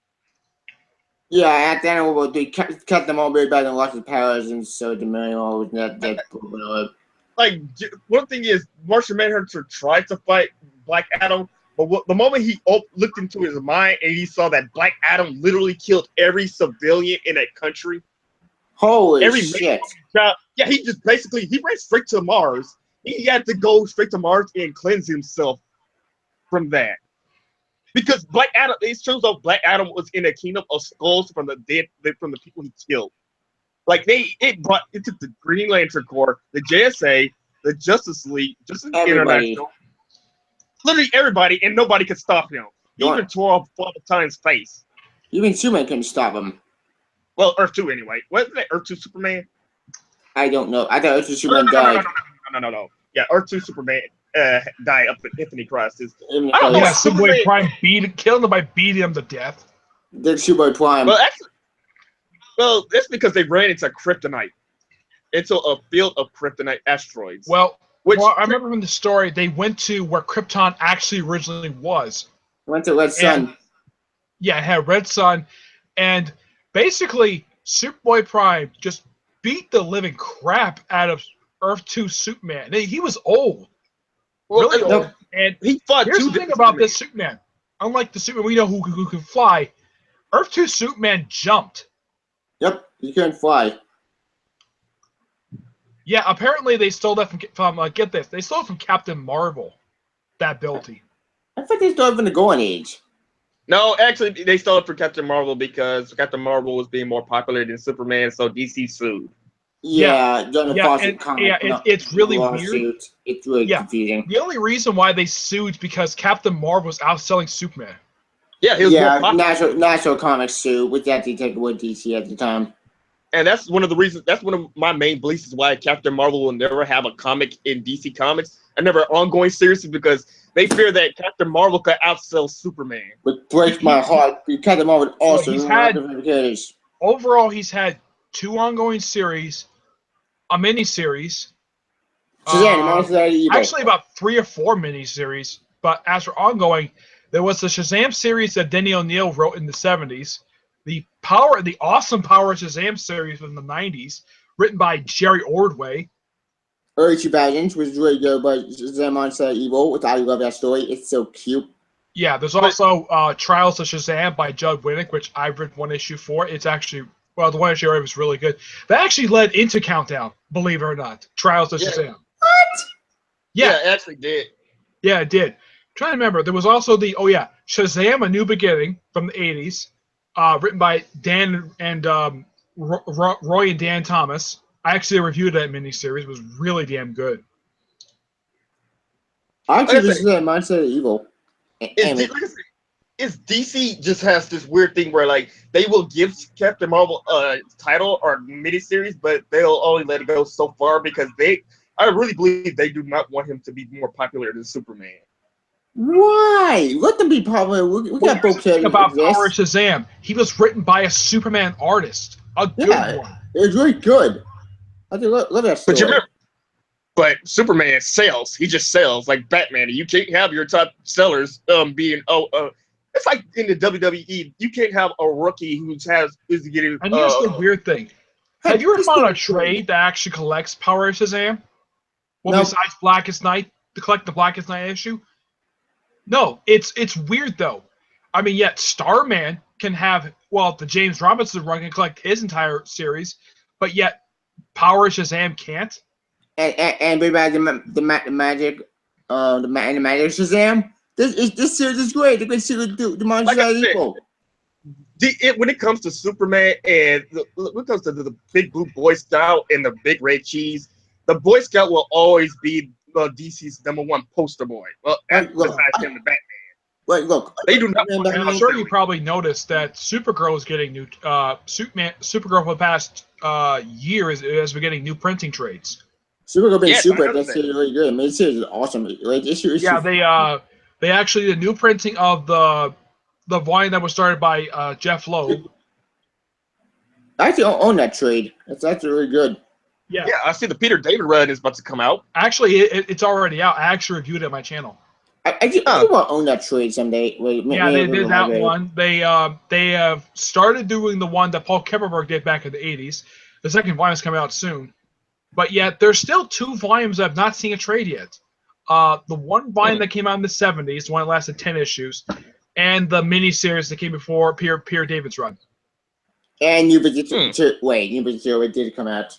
Yeah, that one's already in trade. The whole series is collected in trade. And that series was not that great. Oh, yeah. It was really, yeah. I've been seeing Supergirl New 52 in my comic book shops. I just didn't pick them up. I read the. I I actually read the didn't think that library. the run was that bad. But besides that, you guys want to get into Secret Empire? Yeah, let's get the Sure. Marvel. I think we did enough DC. Yeah, I don't think there's anything much else we can talk about. Well, unless you want to talk about Bane Conquest. Actually, I did not read Or that. Captain so, Atom. And about Captain Atom. Yeah, I've not read that either.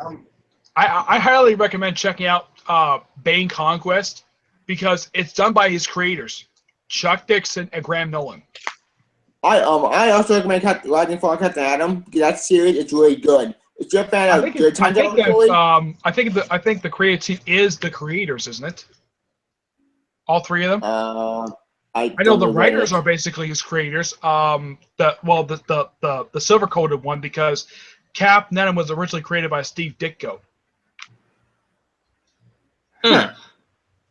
Interesting. Yeah, and if you read his original title, the one that started in the late 80s, for 2 issues he actually wears the Steve Ditko costume because he briefly lost the ability to go silver, so he had to put on that costume briefly. Huh. Interesting.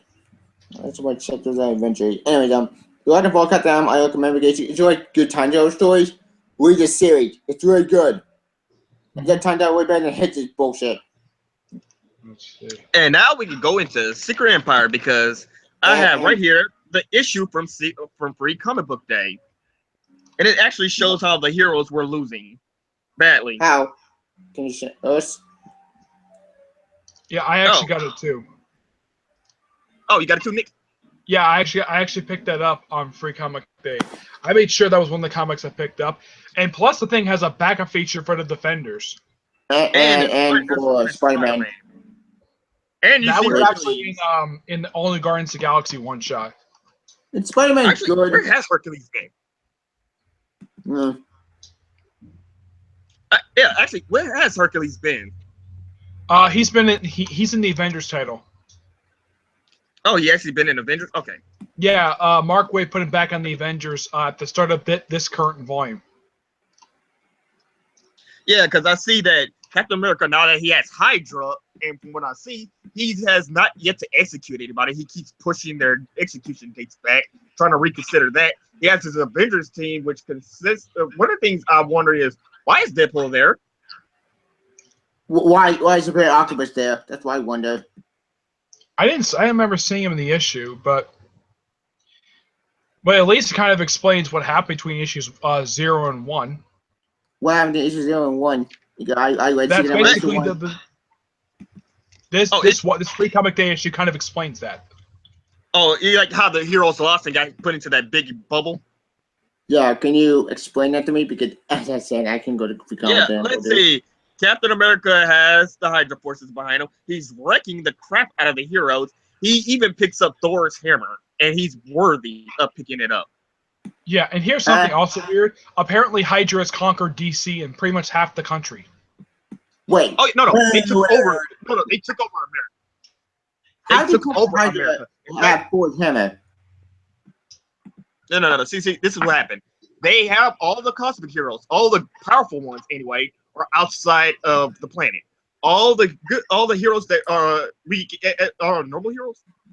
They're in New York, but they're in a black shroud magical bubble that keeps them there. Anybody else that's still out there is just running around America. They have no idea what to do.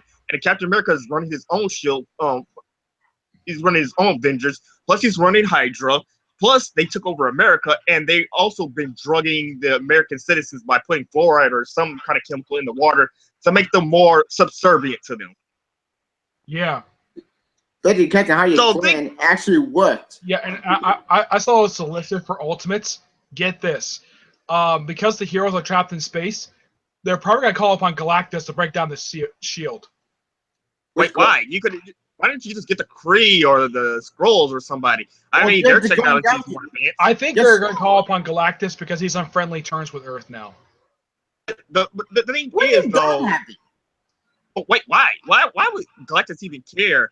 Like I said, Maria Hill built a technology to shield the Earth, but I'm pretty sure the Kree could just have something that'll just shut it right off like that. I'm so pissed off Captain Marvel. Captain Marvel pissed me off so much in Civil War 2. I'm glad she got kidnapped.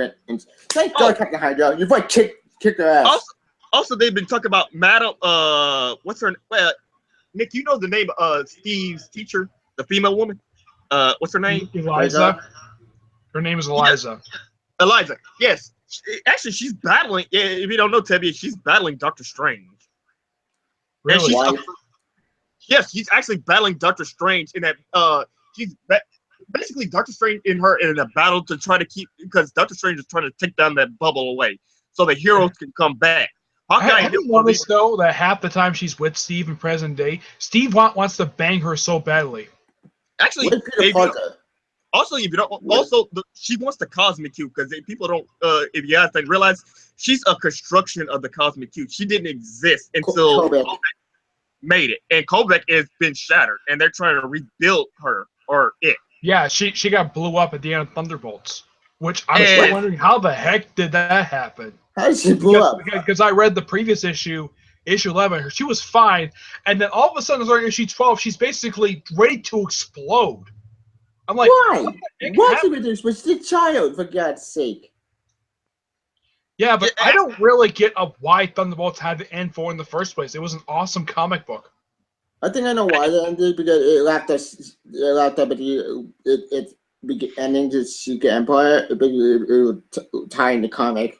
I would think that this title would probably bring back the original fans of Thunderbolts, because it has pretty much the entire original lineup minus Songbird and Baron Zemo. I know Silk got canceled. I know Spider-Man got canceled. I know the Thunderbolts. I think that ended. Spider-Gwen, as far as I know, is not scheduled to be canceled, because I've seen lists as far as July that's still continuing. Yeah, Spider-Man's still going, but my Spider-Man, that book is a mess right now. I read the issue. Holy shit, that book pissed me off. Which we'll get to that issue later. We'll talk about that. But Secret Empire, it's like... Oh, yes.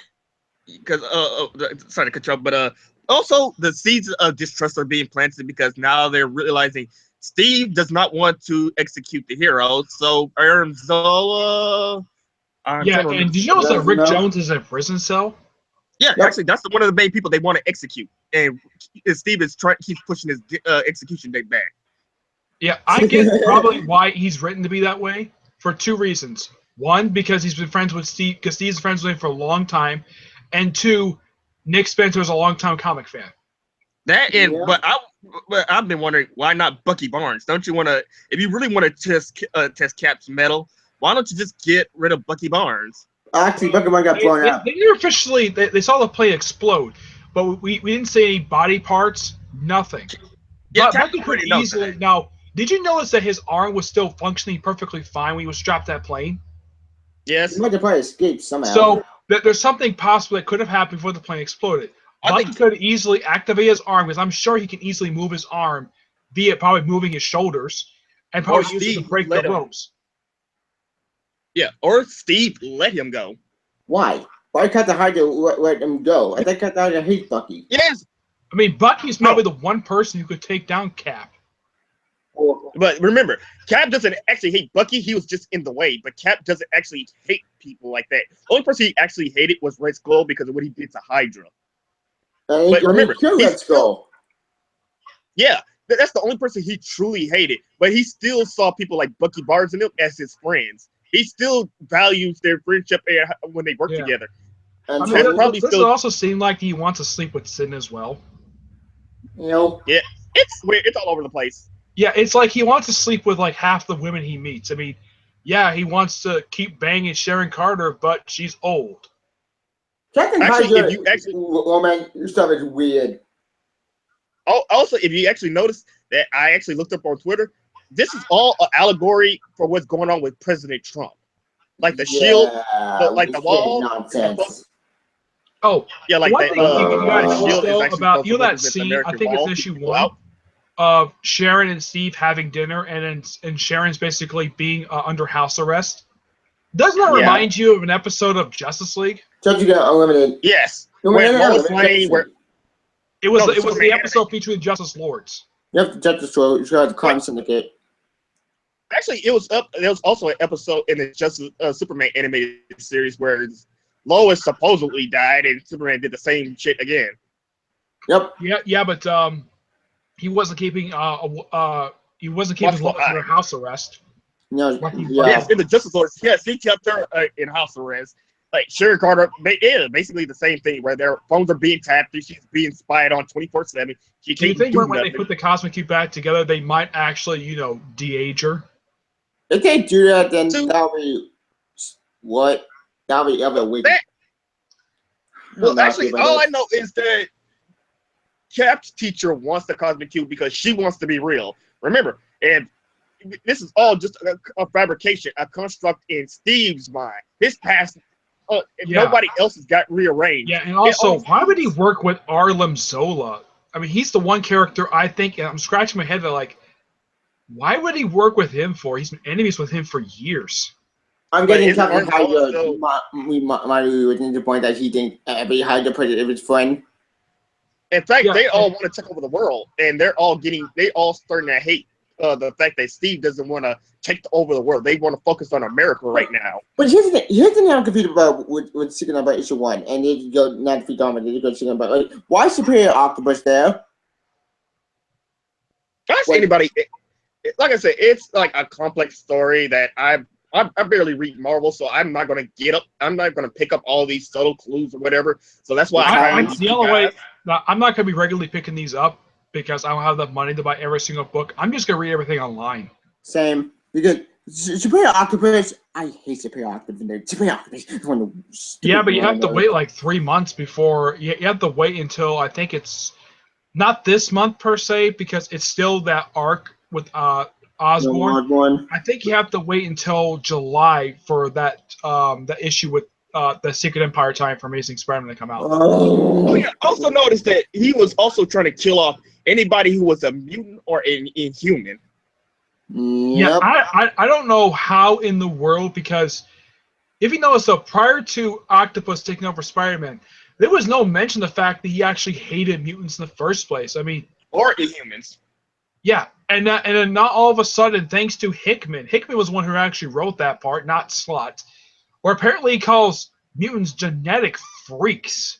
What? You When haven't did been heard that that. happen? Really haven't been heard that since what, the 60s or 70s, or who Chuck? Whose run was it when they used to Chuck call Austin, the X-Men, probably. Yeah, I get the fact Octopus is a scientist, but when did the racism come about? When Because did that happen? Yeah, he's never been involved in the X-Men I or think- mutants. So Doesn't care. Yeah, you got to thank Hickman for writing that, and this was prior to Infinity coming out, when Octopus was actually in the Avengers title when he was Ox Spidey. Superior's Yeah. my man. Yeah, he was written to be a racist for some reason. I don't know why What Hickman the did this fuck? for, but he did.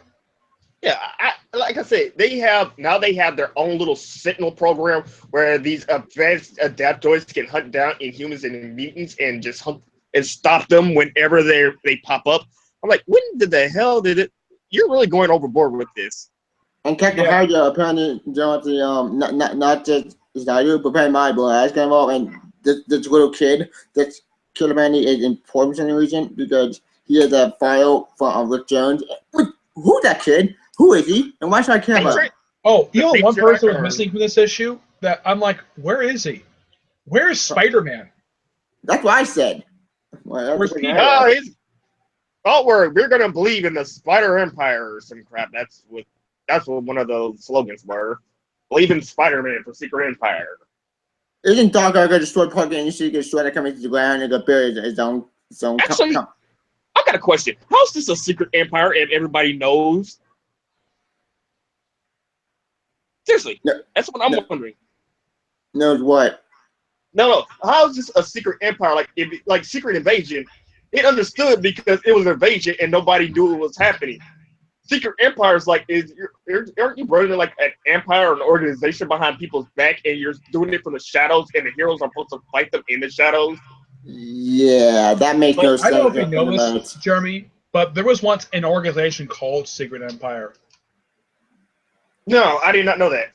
Back in the Yeah. 70s, you got to thank Steve Eckhart for creating these guys. it. But was it Captain America? Was it Captain Yeah. America? He well, actually did not get his start in Captain America. He got his start in Amazing Adventures. Amazing Well, Avengers. Well, if it was in Captain America, and we all know Nick Spencer is a huge Captain America fan, that he will bring anything back up, and Yeah, that's but why. the thing is, Steve Eckhart, well, he did that when he was writing Amazing Adventures, which plot threads from that continued into his Captain America run. That makes sense. Yeah, like Beast's girlfriend he had during Amazing Adventures. Yeah, she was an agent of the Secret Empire. It was this strange, mysterious backer organization that, as far as I know, they've disappeared. They disappeared and they popped up now again over the years. They popped up in Daredevil, and then they popped up again just prior to this happening. And Zodiac, what with them? Zodiac, they're completely different. They're gone, hopefully. Because Okay. it was horrible. Now, besides Secret Empire, what's gonna be going on in the X-Men titles? Because I've been seeing X-Men Blue. Wait, is it X-Men Gold or X-Men Blue? Where Magneto's trying to send the original X-Men Blue. X-Men Blue, the one when they try to send them back to the past. Yeah, but I think this week was a Gold. Gold came out to this past week. I didn't read Well, Gold. Was it good? Before we go into Gold, let's get into Blue. Like, what made I'm glad that they're finally acknowledging that they have to get sent back to the past. But why Magneto of all people? Good question. I went on myself because I've been asking the same question when this series started. Like, okay, Magneto, I get what you're trying to pursue towards your dream, which makes no sense. But then again, you're on your own plan to send him back to the past. Okay, why? Why did you do the plan before? But see, at least the problem is that they know too much. They know way too much. Can't Jesus at least their mind and they have a master or someone share the waste of mind? No. See, if they embrace their minds, they're just going to repeat the same thing. Beast brought them from the past to learn to fix their mistakes, but they Send them see back. and involved in way too much. In time when they go back, they will know too much, and they're going to try to fix. Did you guys read Jean Grey #1? I did. And No. That looks like it's going to confuse me. It confused me already with the Phoenix. Yeah, I don't get how she can see the Phoenix and no one else can. This makes no sense. I thought the Phoenix was an actual embodiment of something. Everybody can see it, and you will know when it's coming. Yeah, it's an actual cosmic being. Everybody has seen it. But why is Jean only seeing it? This makes no sense. And Dennis Hopeless is the writer of this book. Isn't it the patching gray, not the present Jean Grey? Jean Grey Yeah, it's the past Jean Grey, and it's explained that this is what she does on her day off. That She is the sees premise the of the visions series. of the Phoenix. She has hallucinations of the Phoenix coming together. No, it's not that. That was not mentioned as part of the premise for the series. It's like what she does when she's not hanging out with the X-Men. This is when she's like by herself, and she's before the Phoenix showed up. She was fighting a couple X-Men villains. I think she was fighting. It wasn't Juggernaut. It was Some of Diva's villains. Yeah, it was a couple D-list villains. I don't remember who they were. He was fighting a couple of villains, and everybody's panicked. Like Jean Grey's panicking because she's seen the Phoenix Force for some reason. Which makes no sense because the Phoenix right now is with Thanos and basically with the Shield Empire. See, that's a weak. See, when you start throwing things like the Phoenix in, you know your premise is going to be weak. Yeah, I don't get why. And there was one era #1 that came up this week besides Secret Empire. There was also Black Bolt #1. I don't care about the Inhumans. As I said, I'm more of X-Men fan than the Inhuman fan. Yeah. I'm not mad about the Inhumans. Nobody just liked the fact that Marvel tried to replace them, and I think that's what hurt the Inhumans the most. Yeah, they're trying to replace the X-Men. Here's the thing about Black Bolt. The premise of this issue is that Black Bolt has been taken to this prison. Don't know where it is. And here's the thing. Almost the whole issue, he's basically wearing a muzzle. Is it The the whole fall for issue. IVX? No, this has nothing to do with IVX. This is I heard the premise for this series was that the humans have gone to the moon and Black Bolt was left behind for some reason. Wait, but didn't he hook back up with his wife? That doesn't make sense. She would have stayed for him. That happened Yeah. at the end of Yeah. I don't know when this series takes place, but that was the premise when I heard from it. And he's wandering through this prison, fights. I think he actually fights the Absorbing Man for some reason. And he can speak. Yeah, and yeah, he can speak because apparently his voice thing doesn't really work for some reason. And he Again? confronts the guy who brought him there, and that's where the issue ends. And I have Who brought him no there? idea who this creature is. It's Oh. just some new monster that shows up at the end. It's just Black Bolt walking through a prison, beating up Crusher Crow, and that's it. It's a quick issue, and it's like, okay, it's got good artwork, it's got good mystery, but the book had the book moved at a snail's pace. Why do you think this book is getting canceled in 5 issues like Ghost Rider did? Or like Yeah, I've heard something Mosaic might be getting canceled. Thank God. Mosaic was stupid. One of the worst titles I've ever read. Like, Yeah, what's the actually, title? like 8 issues. Oh, there's a couple of #1s. There were 3 Guardians books that came out this week. Dude, Yep, but the the Guardians Guardians getting one pushed took too them up. I find it ironic that we're getting Guardian books and Star-Lord got canceled. And they just had it. They had a movie. Oh, I find As it- far as I find it know, funny. for Star-Lord, the annual is still set to come out at the end of this month. Oh no, the annual is coming. That's it. After the annual, he's been Yeah, pretty and much apparently canceled. Rocket Raccoon, it's being launched simply as Rocket for some reason. But that book got canceled. See, That they pulled the plug. see, this is the problem. Marvel's releasing way too many books. How the hell do you expect people to buy all this? And Martin, At least in the case of the Guardian books. books and the X-Men books and the Inhumans books, they actually advertise the books at the end just so you can say, oh, take a look at these books, these set of books. I mean, you don't see it for the Spider-Man books, with the exception of the Clone Conspiracy. You don't see Spider-Man at the end of his books advertising Spider-Gwen and Spider-Man 2099 for some reason, or Spider-Man. I love it, Dan Slott likes Spider-Man in his own stories and makes them the stars, and Peter gets screwed over. DC, I mean, even DC does that in their own trades, like tell them to read these other books. That's true, but with the advertisement, they're not And I inside the pointed stories this out themselves. when I reviewed the Teen Titans Volume 4 and Titans Fall, the one that collected 200 Bedard issues. In the annual, the one written by Liddell, Yeah. there was a splash page that had Ether's note where it said, like, from Ravengers. And I remember this one when the annual came out. And then I read the trade, and the Ether's note was gone. I'm getting DC want to really Ravager averages, and Ravager one of the worst new 52 books that came out during that year. It wasn't a bad series. It just got canceled because I don't think DC ever advertised it, though it somehow it lasted 12 issues. How many people care about Ravager? Ravager was just a stupid title, and people were pissed off at the calling. The characters were fine. It's just that the name probably turned people away when it came to Ravengers. And but Beast But- Boy change the lead. That's stupid. Yeah, and then all of a sudden, when he goes to Teen Titans, he's when the book gets It's green. relaunched, Will Pfeiffer, he's back to being green for some reason. Yeah, that has never been explained. I'm pretty fine Actually, with yeah. that. Yeah, I sorry. learned that it was brought up in the Swamp Thing and Animal Man. Yep.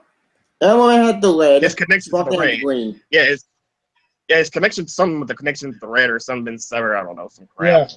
Yeah, and when I read All New Guardians of the Galaxy, it's like, okay, what the heck happened to the team? It's like their ship is like the ship from the film for some reason. Didn't he get blown up? Star-Lord is wearing the outfit that they got in the Star-Lord series, so he's perfectly fine. Gamora's got a new costume for no explained reason. Drax is a pacifist. Groot is reduced to a baby for no reason. I did the movie. Ha ha Yeah. ha ha ha. Yeah, and they actually don't know why he was reduced to a baby, because when he was last seen, he was fine. He was normal size, and then all of a sudden he's a baby. Rocket is still normal, but Drax being a pacifist? When did that happen? What the heck? That is a bizarre concept for Drax. I mean, they tried that before with Wonder Man. That didn't work out. Then the other time was Kane. Wait. No, I don't think they did with Kane. The only character I remember they did it for was Wonder Man. They tried to make him a pacifist, and as far as I know, it never worked out. No, Wonder Man is not what. Last time I checked, Wonder Man before Wonder Man was in Rogue's brain, he was batshit crazy, and he was attacking Avengers. Yeah, but now he's actually at the end of the last issue that came out for Kane Avengers. He's finally out of Rogue's head. So he's back into his own body. No, we don't know yet. After Rogue had a long makeout session with Deadpool. Yep, it was funny. I'm like, okay, I don't get why they thought this was a good idea, because at this point, this is before, I think this is around the same time to Death Is Park was coming out, and Deadpool was still married. So why is he making out with a woman who is not his wife? Because his wife actually like to bang other people behind his back and put Deadpool in and give an ammo bomb. Yeah, and this is one thing I think a lot of people are very happy with. She's going back to the X-Books soon. Finally. What's the one who's writing the Uncanny Avengers title again? What's his Chuck name? Dixon, I think. I don't know. Dixon. Greg something. I know Mark Waid in the main book. I'm sorry, it sucks. Which book you guys talking about? Uncanny Avengers. Gary Duggan. Yeah. Gary Duggan. Somebody should give this man a medal just for the fact that he was still keeping on that Red Skull plot. He still kept that going. Somebody finished the plot finally. Somebody should give that. He actually deserved an award and a pat on the back. Same thing with and Al. You also continued the whole thing with Wonder Man being in Rogue's head, because that's been a plot thread for roaming around for what? Decades? 2 years. Started. Yeah, since Rick Remender ended his first volume. So having all recommended plot line and finishing physically where recommended left off. Thank God, because that Charles David brain find out Red Skull's head. Yeah, but the thing is, after the Wonder Man issue, because I did notice though that Uncanny Avengers is going to have a tie-in to Secret Empire. Damn it! For 3 issues. Why did every book any kind of stupid Secret Empire? Actually, I was thinking about that when I was at work. Like, I think it's amazing that Brian Michael Bendis has nothing to do with Secret Empires, because he doesn't want to forsake his own stories just to tie into somebody else's event. But when he makes events, everybody has to tie their stuff into his, just so that they can so they can flow with his story. Which makes no sense. That makes no sense whatsoever, because that means you can't do everybody else's books. Well, your book is the greatest one. Yeah, if you look at, let's say, Amazing Spider-Man, that book never referenced Civil War II at all. Yeah, damn, it pissed me off, because you're telling me Peter Parker did that stupid. It had the miniseries for Civil War II, but it had no issues tied into the actual event. And the miniseries could be only pointless because the main craft is garbage. No one can ever crash. Nobody. To be honest, Marvel really needs a Jeff Johns at their doorstep, at their back right now, because I think Al Ewing can write them a way out of this whole little mess they're having right now. Yeah, Why and he did has. Rob What, and Mace I Spider-Man think not he be has. I think he has both of his titles actually involved in Secret Empire. Al Ewing? Wait. Yeah, I know Ultimates is part of it, and I think U.S. Avengers is part of Secret Empire, isn't it? U.S. Avengers, it was, but I think that book probably ending, isn't it? I don't. I have not heard of it ending, but I've heard it's still continuing. I know it's I've not heard it being canceled so far, but I've read the past 5 issues. The series is really good. Yes. Like the opening arc, it actually continued something that he actually started with, the Ultron period of one-shots? With the Golden Nope. Skull? Nope. Yeah. Never read it. Yeah, the Golden Ultron? No, not Ultron. This is Ultron Imperative. These series of one shots like New Avengers, Uncanny Avengers, like all the Avenger books that had these one shots outlining all of them. Gold Skull showed up at the beginning and the end of the storyline. He finally brought the character back for the opening arc, U.S. Avengers. He actually explained who the heck he is. Gold Skull. Isn't the major part of that story? Wait. Well, they actually tied up the loose end involving him because he got captured and he was just went off someplace. Yeah, and also they brought back Daniel Cage. Wait. Like I said, Is basically Luke Cage's daughter? Yeah, this is the adult version from the future. Like I said, there's some people at Marvel. There's some people at Marvel who deserve a pat on the back because they're the ones who are finishing up the plot threads that nobody, especially Brian Michael Bendis, who opens plot threads, but he half the time don't finish them because he's writing his own thing and he doesn't bother to finish it himself. Yeah, here's the question: when was the last time he started a plot thread? He actually finished it. Open Spider-Man. Anything to do with Spider-Man. Yeah, but in the case there was other stuff like when Maria Lopez, Echo, he killed her off during Moon Knight, and then all of a sudden you read a Daredevil annual, she's like, oh, she's alive. How the heck did this happen when she got killed by Count Nefardia during his Moon Knight run? Bendis gonna get them a continuity. All he cares about is his own story. He's really with DC. Yeah, but here's the thing: the annual was written not by Bendis. Oh. It was written by Charles Shaw. Speaking of books, I can read Spider-Man 299. I read his issue. Holy shit, this story is really awesome. Yeah. Isn't Peter David writing it? Yep, it's his baby. Well, yeah, he's doing a great job with this book. And here's the thing up here, David. He never leaves a plot thread hanging. Yep. He wraps up Lieutenant. And this story had been so on. This story the entire time was I think there's one plot thread he never officially wrapped up. Like X Factor. Yeah, X Factor, the all new X Factor series. It just abruptly ended. I've heard due to low sales, which I'm like, how can this book not sell very well? It's Peter David, though there might be a reason why. The artist who was the first artist for the current volume of Flash, yeah, I think some people didn't like the artwork for it. That could be one of the reasons why people weren't reading it. Oh, and Marvel didn't advertise it.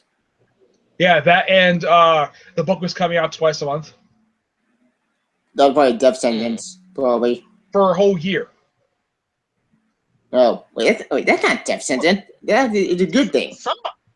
Somebody should actually call Peter David and ask him, can he fix that multiple man plot thread that was in Death of the X? Yeah, please record all of that bullshit. Yeah, because because when that issue came out, I'm scratching my head on multiple man. Like, first of which, when in the world did he decide to find a cure for the Terrigen Mist stuff?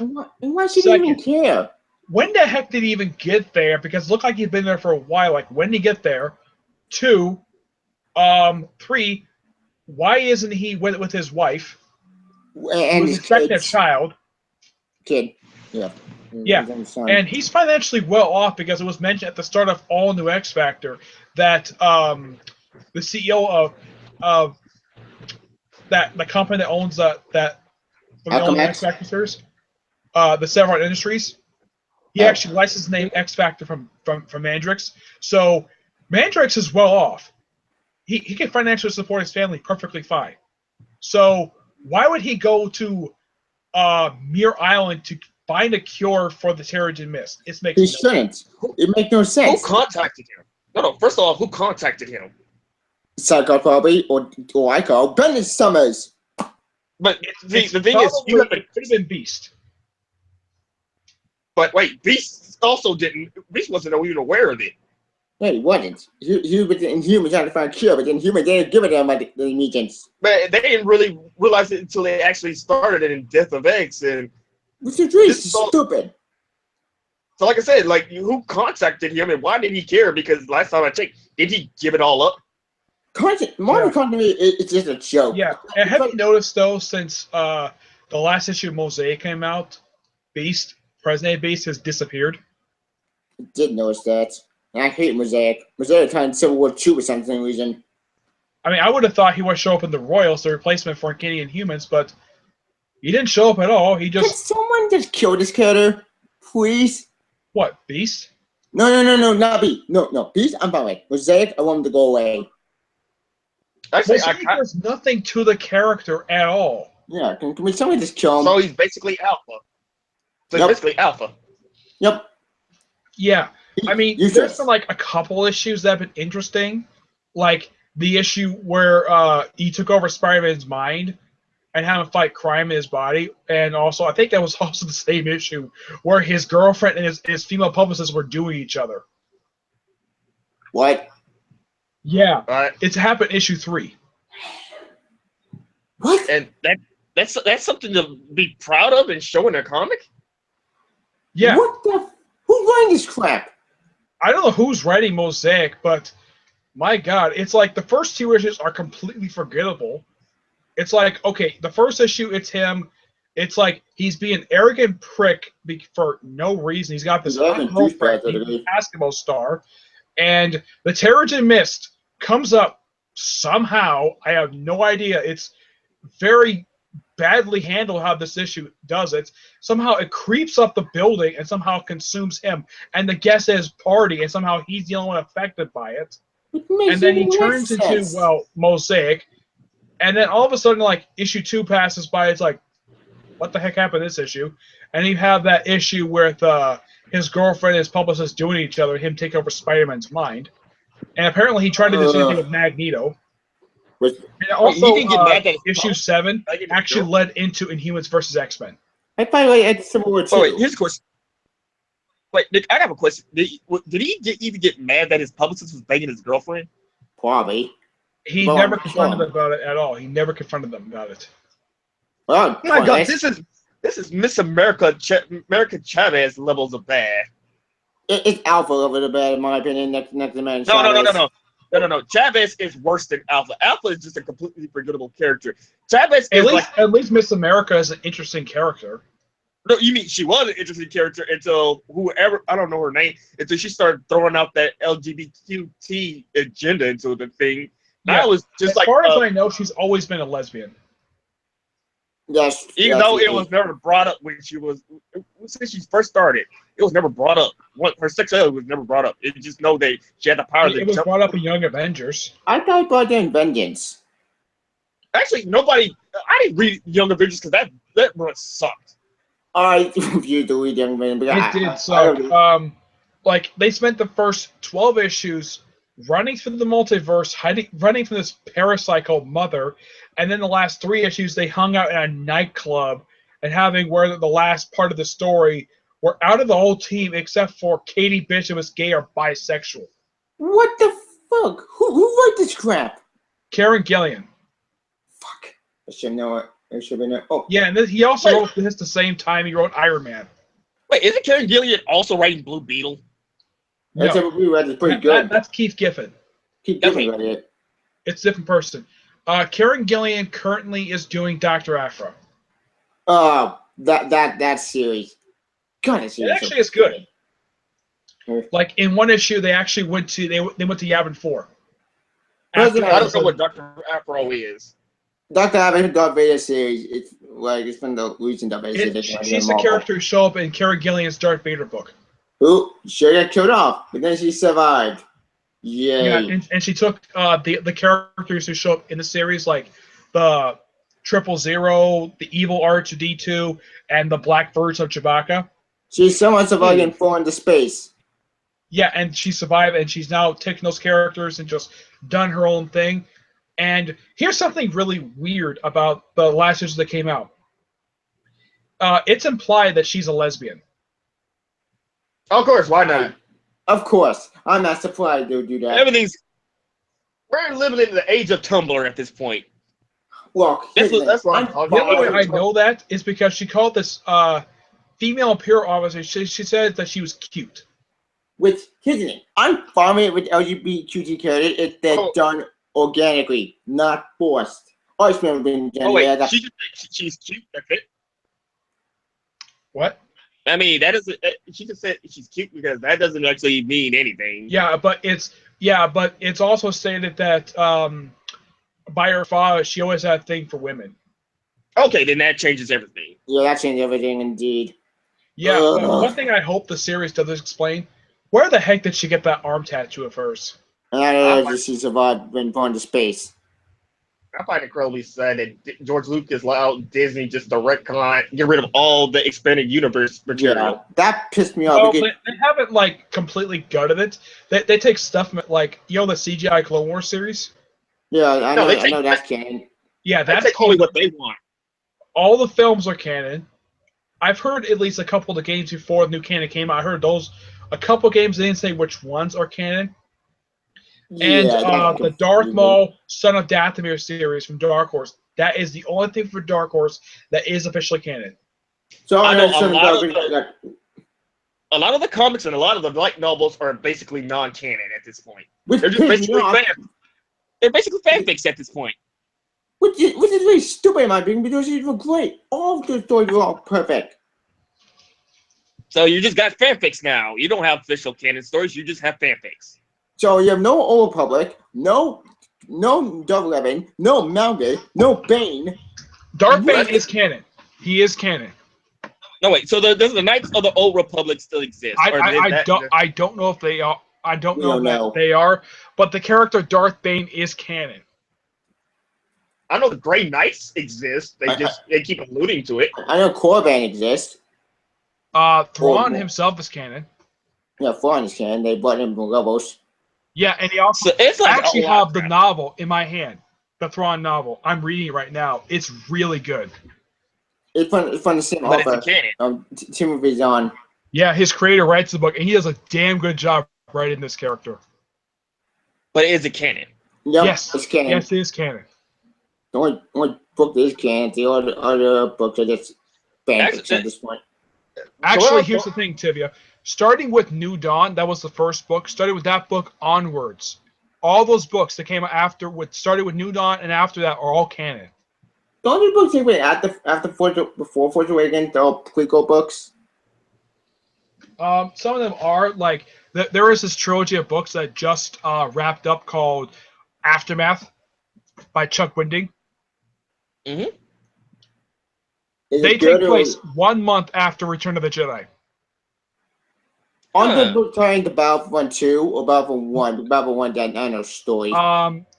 There is a Battlefront book. It's tied into the remake game.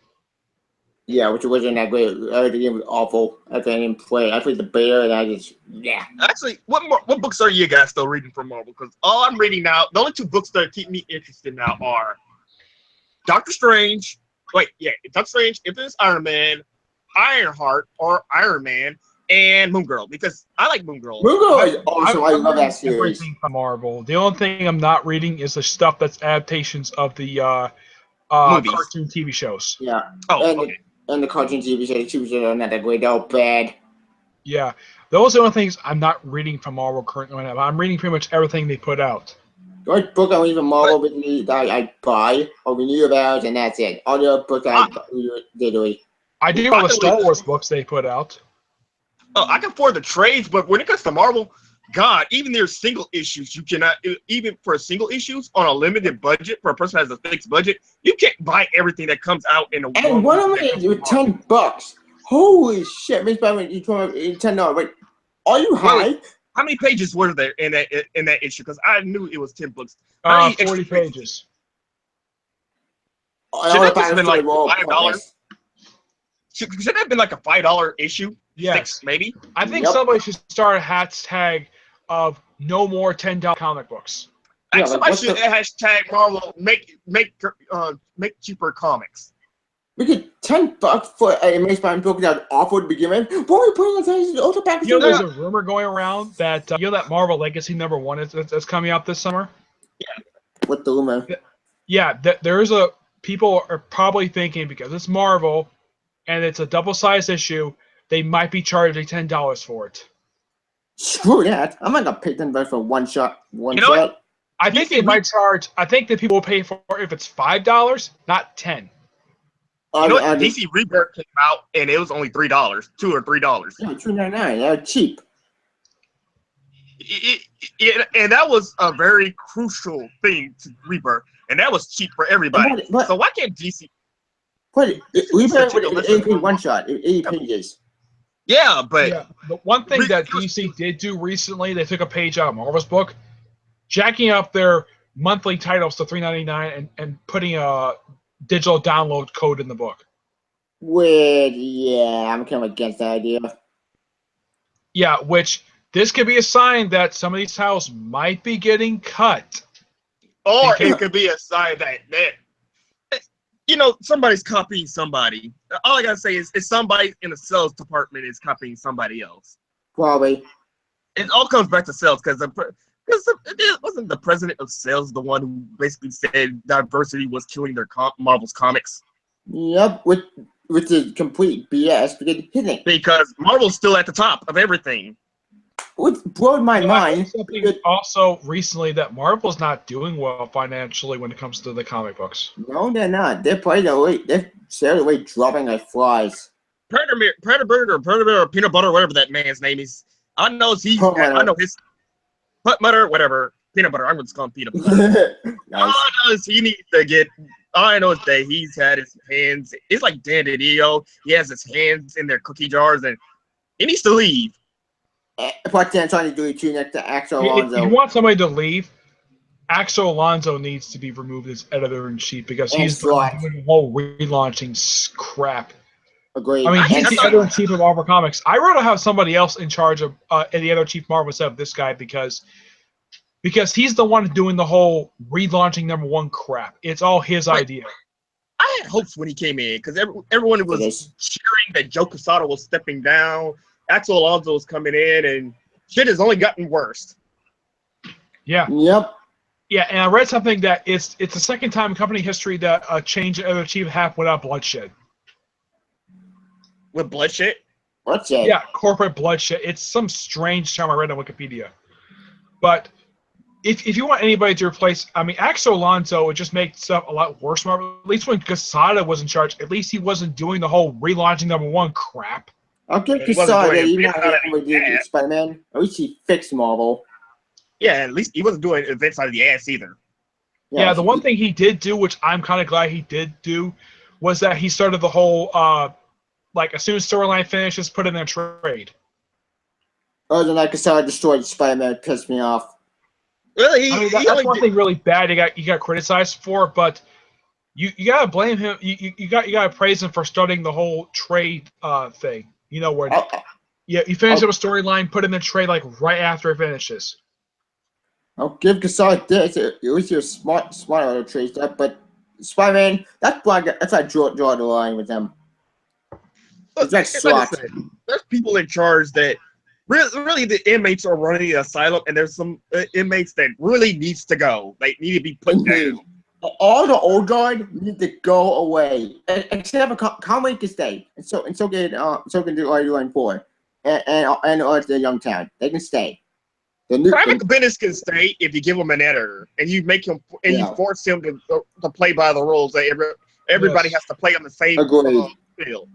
Agreed. But here's a question for you: besides Conway, can you think of an old writer who has written as far back as he has, who is still writing today? Peter David. Peter David, I think, started his career back in the 80s. I mean, some of the more older writers we know nowadays started the career back in the 80s, like him, Al Irwig, Steve Dillon started his career in the 80s. Grant Morrison did too. Tom What DeBacco. guy did? What about Neil Gaiman? I would say probably the one person I think should come back to Marvel to do some work, Steve Eichelhart.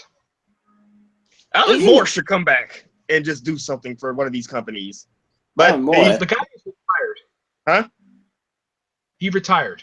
Wait, Yeah. Frank Miller. Wait, technically Frank. Well, I would say Frank Miller if you count Dark Knight 3. If you technically count that. Yeah, No. I heard a joke something about a few years ago that he wanted to do a story for Captain America, and Marvel laughed it off. Yeah, Frank It Miller probably was crazy right insane. now. Frank Miller. Anything Frank Miller comes to you with is probably an insane idea that you really should not let him have. Wait, look at DK. Yeah, and I heard that he's developed a sequel with Jim Lee to All-Star Batman and Robin the Boy Wonder. Why? Nobody's gonna read this. No. Nobody. People can't get over the first train wreck. Yeah, what their second train wreck? I can't make that third train. Yeah, but the thing is, that first series was never finished. No, Nope. it wasn't. It left off on a cliffhanger.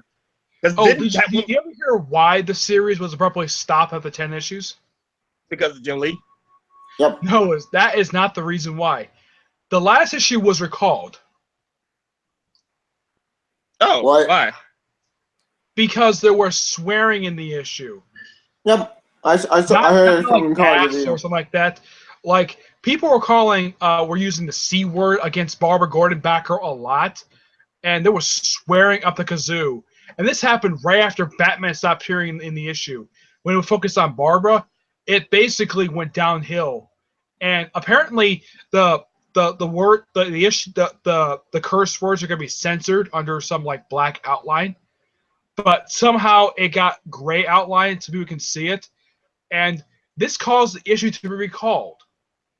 And I've heard that the issue originally was not collected in the original trade for All-Star Batman Boy Wonder because it's nonsense.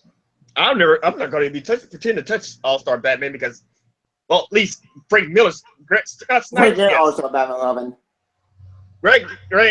Scott Snyder's. Yeah, it's a pretty good series. Yeah, But Frank the thing Miller is- avoid the plane of Well, the thing is, people think that maybe Miller was probably people will probably question like, why was All-Star Boy Wonder? Why was the series delayed? Because Jim Lee, he publicly admitted it was his fault. The reason why the book was delayed because he was busy working on DC Universe Online. Wait, I'm glad Jim Lee did that because that book was garbage. Like What? Are we talking about the actual game or the book? the book. No, the game. Wait, is it? Because there's a book and then there's the game. I don't know. I haven't read DC Universe Online, the comic series. I've never read it. I read the comic. It's not that important. It's just I know Jeff Jones worked on the game itself.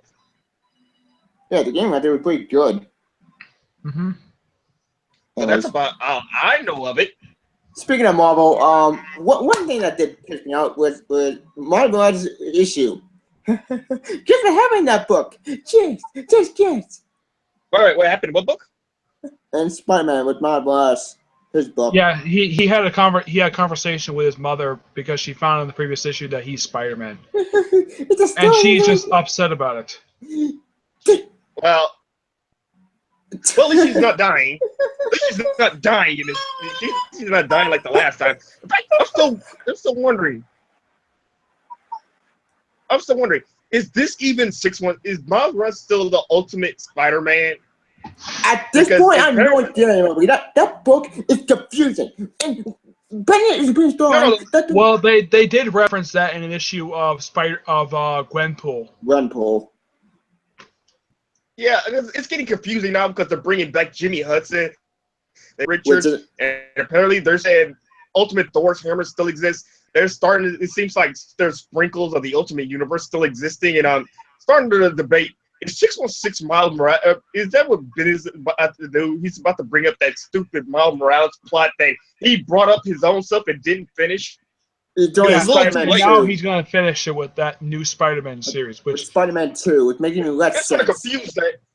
confuse the hell out of people because it doesn't make any sense at this point. There's no point in bringing it up. Oh, the point at the opening even to begin with the stupid plot line. No one gets them No, anymore.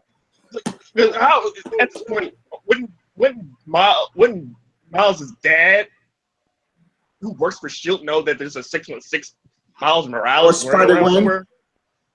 Since they did that stupid crossover, but that crossover did jack. That crossover was pointless. Yeah, I'm just confused at this point. Like I said, And Marvel's lost. titles are confusing the hell out of me. Even X-Men confusing. Even X-Men was. I'm still wondering why they're still on that freaking Central Park. Nobody told them to get the hell off. I also wonder Yeah. why Jimmy Hudson's still alive. did anybody read the Spider-Gwen issue that came out this week? I did, and it was one of the good issues I liked, next to 2099. Both 29 Spider-Gwen sang my sanity. Because Spider-Gwen actually did a plot point that I've been asking to continue ever since this book started. The Evil What Daredevil happened? storyline. Did you see the ending of the issue of, Yep. Spider-Gwen? Wolverine. What happened? The series No. is finally going to do their version of Wolverine. Yeah, finally. Wolverine of Earth 65. Yep. And So they're bringing up so there was hidden that there's a Wolverine. that's how they bought. They bought Venom too. He actually showed up at the end of the issue. You only way to know it's him because he popped out with claws. Yep. Oh, Jeremy. That's not all they bought. They actually bought the Venom symbiote. Oh, so now they're starting to gear up towards Venom verse. Yeah, and guess who also Yeah. showed up in the issue? You're probably shocked about this. Who? Norman Osborn. Yep. Earth 65 no more one. Wait, her version of Norman Osborn? Yep, her version, not 616. Well, that's not surprising since it's basically Gwen Stacy. It's basically Peter Parker, only Gwen Stacy instead. And the thing is, they had to retcon the origin again. He never became Green Goblin. His son was only the Green Goblin. Also, So that means that Osborn is not a crazy person. He's not Also, crazy. He's a dick. Yep, he's a complete asshole. Like he always Oh, is. okay. Now what you saying, Tina? What you saying? Also, in this universe, they also brought out the whole stupid crossover Spider-Man and Yeah. Silk. Yeah. One thing I think that the Spider-Man title should do, or at least maybe in Daredevil, have Miles talk to Daredevil and tell him about Earth 65, Matt Murdock. That he's the That Kingpin? would be one plot Yeah. point I want Which- to happen. Here's the thing. Matt Murdock has been the Kingpin before in 616, very briefly. When did When that Bendis was happen? writing Daredevil. Huh? Wait. It happened when Bendis was writing Daredevil. Oh. Oh. It actually, here's the thing. Bendis' entire run for Daredevil is entirely in trade. And it's a long-ass run. How many issues? Probably Like- 100, probably. Not 100. It's more like his run started with issue 9. It kept going on and off the book for a while. His last official issue was issue, I believe, 80. Oh, I'm not going to read it. Nope, I'm good. It may be a long run, but it's really good. Noted. And No, but some people point to this particular run along with Brubaker, Miller, as one of the inspirations. I don't think Wade, as one of the inspirations for the Netflix version of Daredevil. Wait, what about Kevin Smith? I know he did a little work on Daredevil.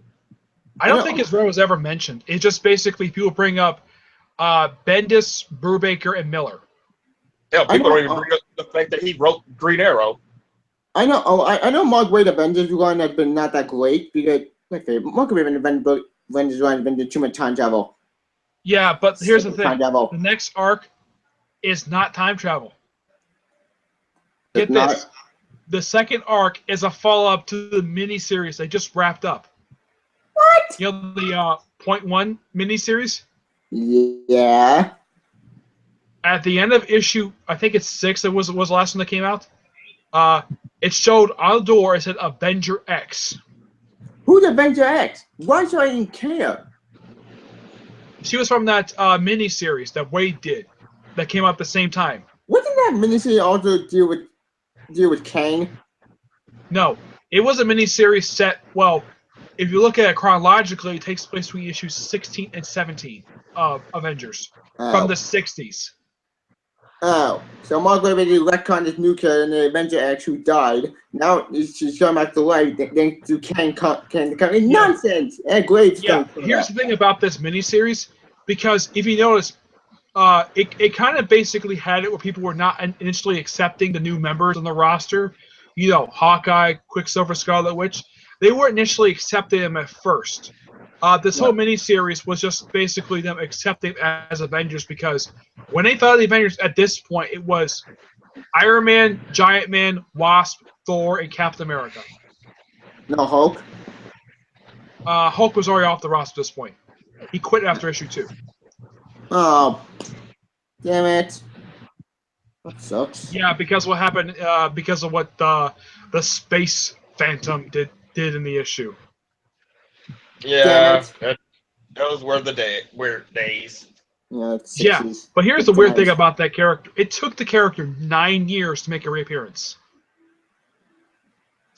Damn time flies. Yeah, he didn't reappear until, from what I remember, I think it was Joy Thomas left Avengers with 106. Interesting. Yeah, he was on the book for a long ass time. He came to the book with issue 39 and left after issue, I think it was like, he left just before Echoheart took over the book. And he's doing it at the Event 200, which I don't know what's how Event 200. He left after they did that storyline with the Sentinels.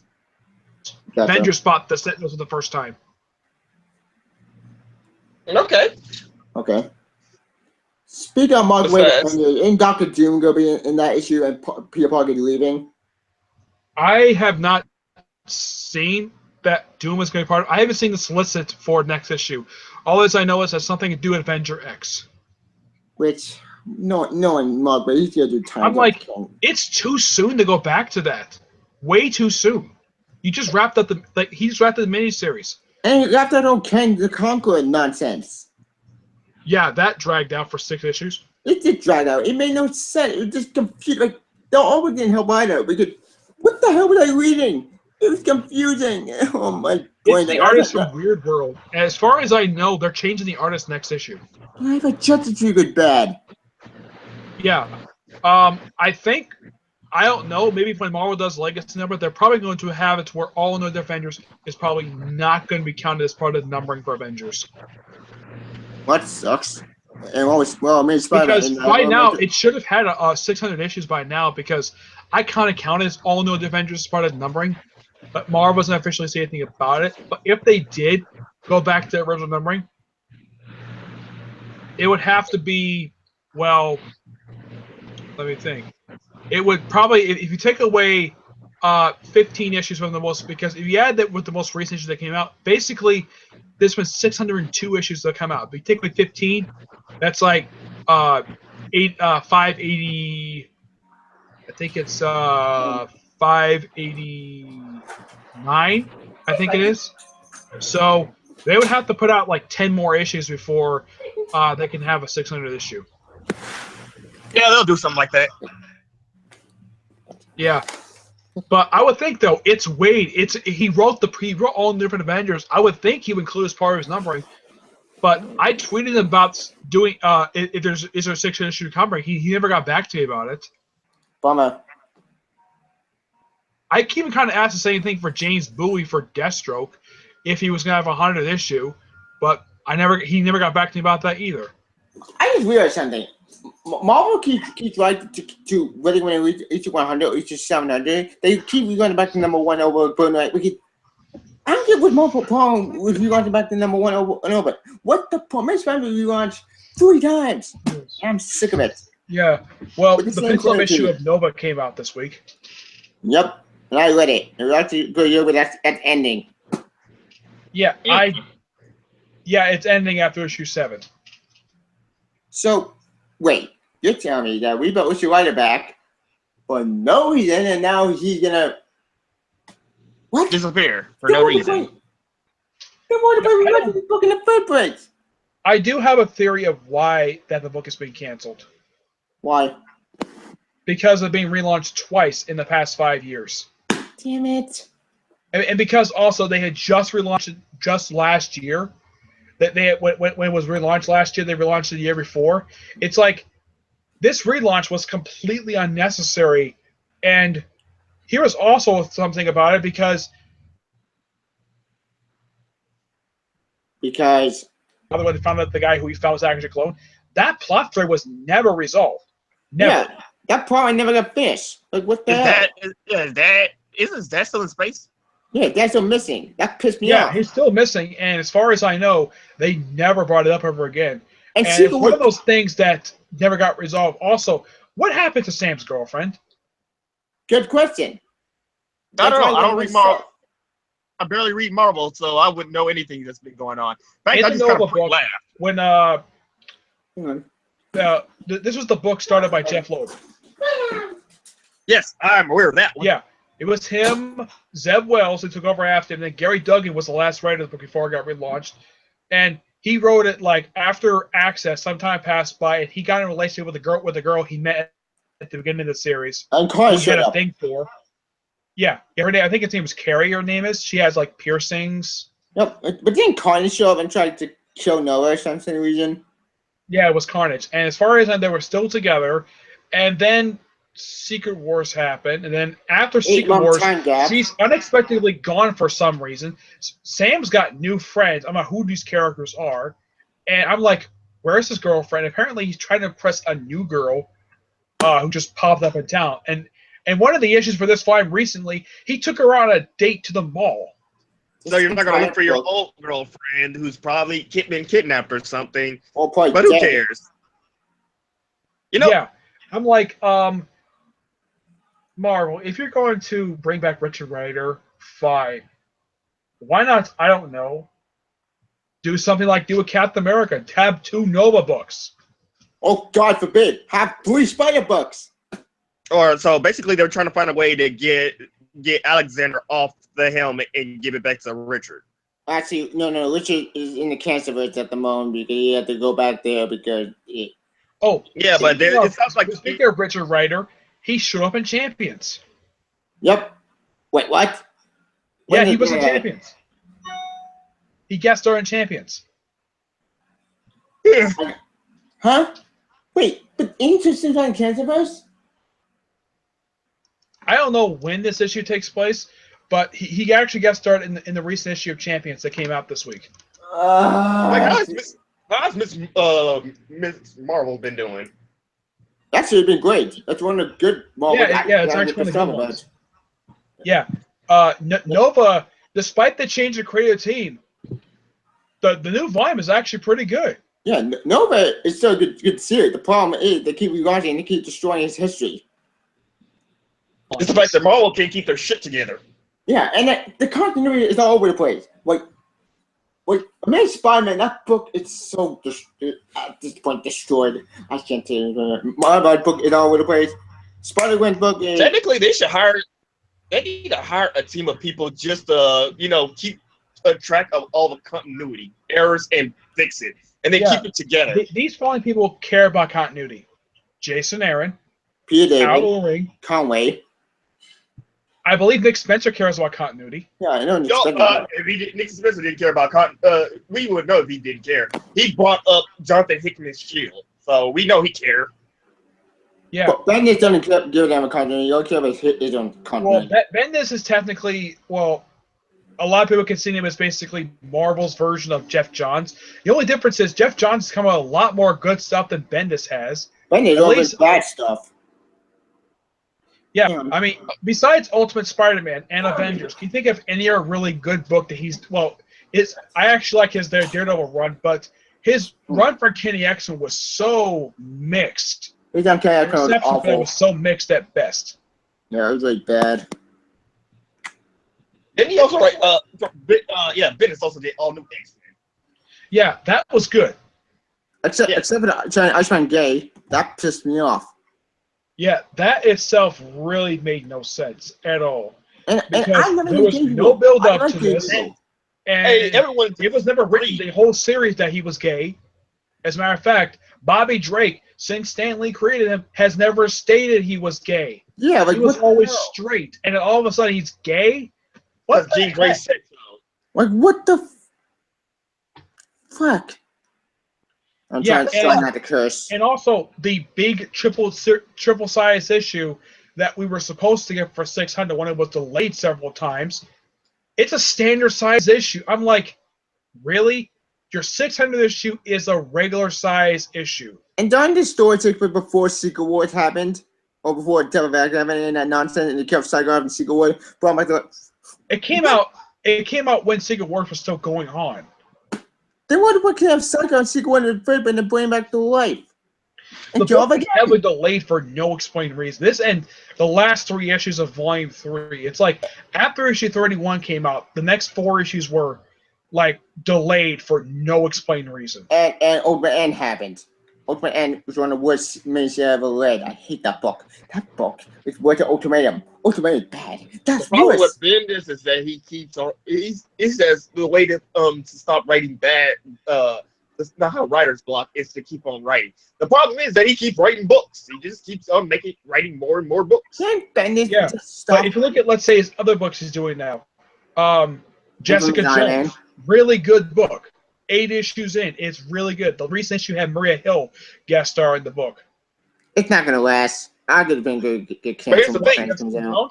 Jessica Jones, I think, is going to last more than just 12 issues because 2 reasons. One, Jessica Jones, Netflix show.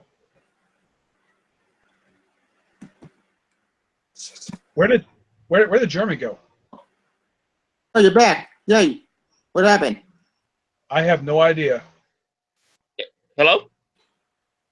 Well, we're still live, which is good. Yeah, we're still alive. Okay. My internet connection just died for a second. Okay. Happens to me all the time. Anyways. Jeremy, do you think that Jessica Jones has the potential to last for a pretty good period of time? I don't know. Depends on what business is feeling like. That's true. It's really depending on how. Honestly, any series that Bendis writes is going to be a good series or damn near great series. It's all about what does he feel like. Like the Guardians of the Galaxy, you could tell after a certain point he should have been stopped. You could tell he was running low on ideas. He didn't give a damn about Guardians of the Galaxy. I think he wanted to pull the plug. You could tell after like his first volume he should have stopped. Agreed. But yeah, he kept going, and if you read the issues, like you're probably like you're reading like if you read just the issues, if you didn't read Original Sin, the original 10 film series, you have no idea why Angela was removed from the series. The original Sin tie-in made no sense. It's just stupid. It was a 10th realm. Actually, it was a pretty good miniseries. 10th realm was good. Yeah, it's like you said, Nick. He's like Jeff Johns. They don't really have editors or anybody to tell you no, so they just basically keep going on and on about. It's always about what they feel like, so you really can't tell. At least when Justice League ended, at least Jeff Johns wasn't writing 20 books. Yeah, he's only like 1 book. I think the highest he ever went was like 3 books. He never did like 5 or 6 like Bendis is known for doing. Bendis needs too many books. Bendis needs to read my mind and let my mind go by the opening universe. He has failed that book. It failed in the old 616. Stop putting my 616. You failed that experiment with the whole idea. Put my back in the opening universe. The thing with Johns is the highest he's ever gone is 3 books because he's trying to keep the continuity and the characters intact. He's trying to make sure the books flow, but it also flows with the rest of the DC universe. Agreed. At least he still has plenty of ideas. I mean, have you ever read any of his books where he runs out of ideas? I never seen a book that Johns has yet to run out of ideas. Not have I. In the case of Bendis, I'd say the only book I can think of that he probably suffers through that is the current Spider-Man book, because the rest of his books basically, his Guardians of the Galaxy book I thought was pretty neat, but I kind of felt as though they could have brought back Dan Abnett on the book at some point, but instead they gave him Guardians 3000, which that was abruptly canceled after only 8 issues. What isn't Abnett's one of the best Guardians of the Galaxy books of all time? That brought Gunman back from the dead. Well, he's the one who did the first volume featuring this incarnation of the Guardians. Yeah, which I heard that was inspired for the movie.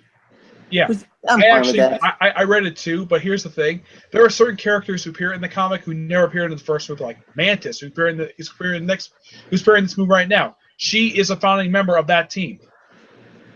Huh. along with Adam Warlock joined the roster. Jack Flag, I don't know what he's going to be in the movies.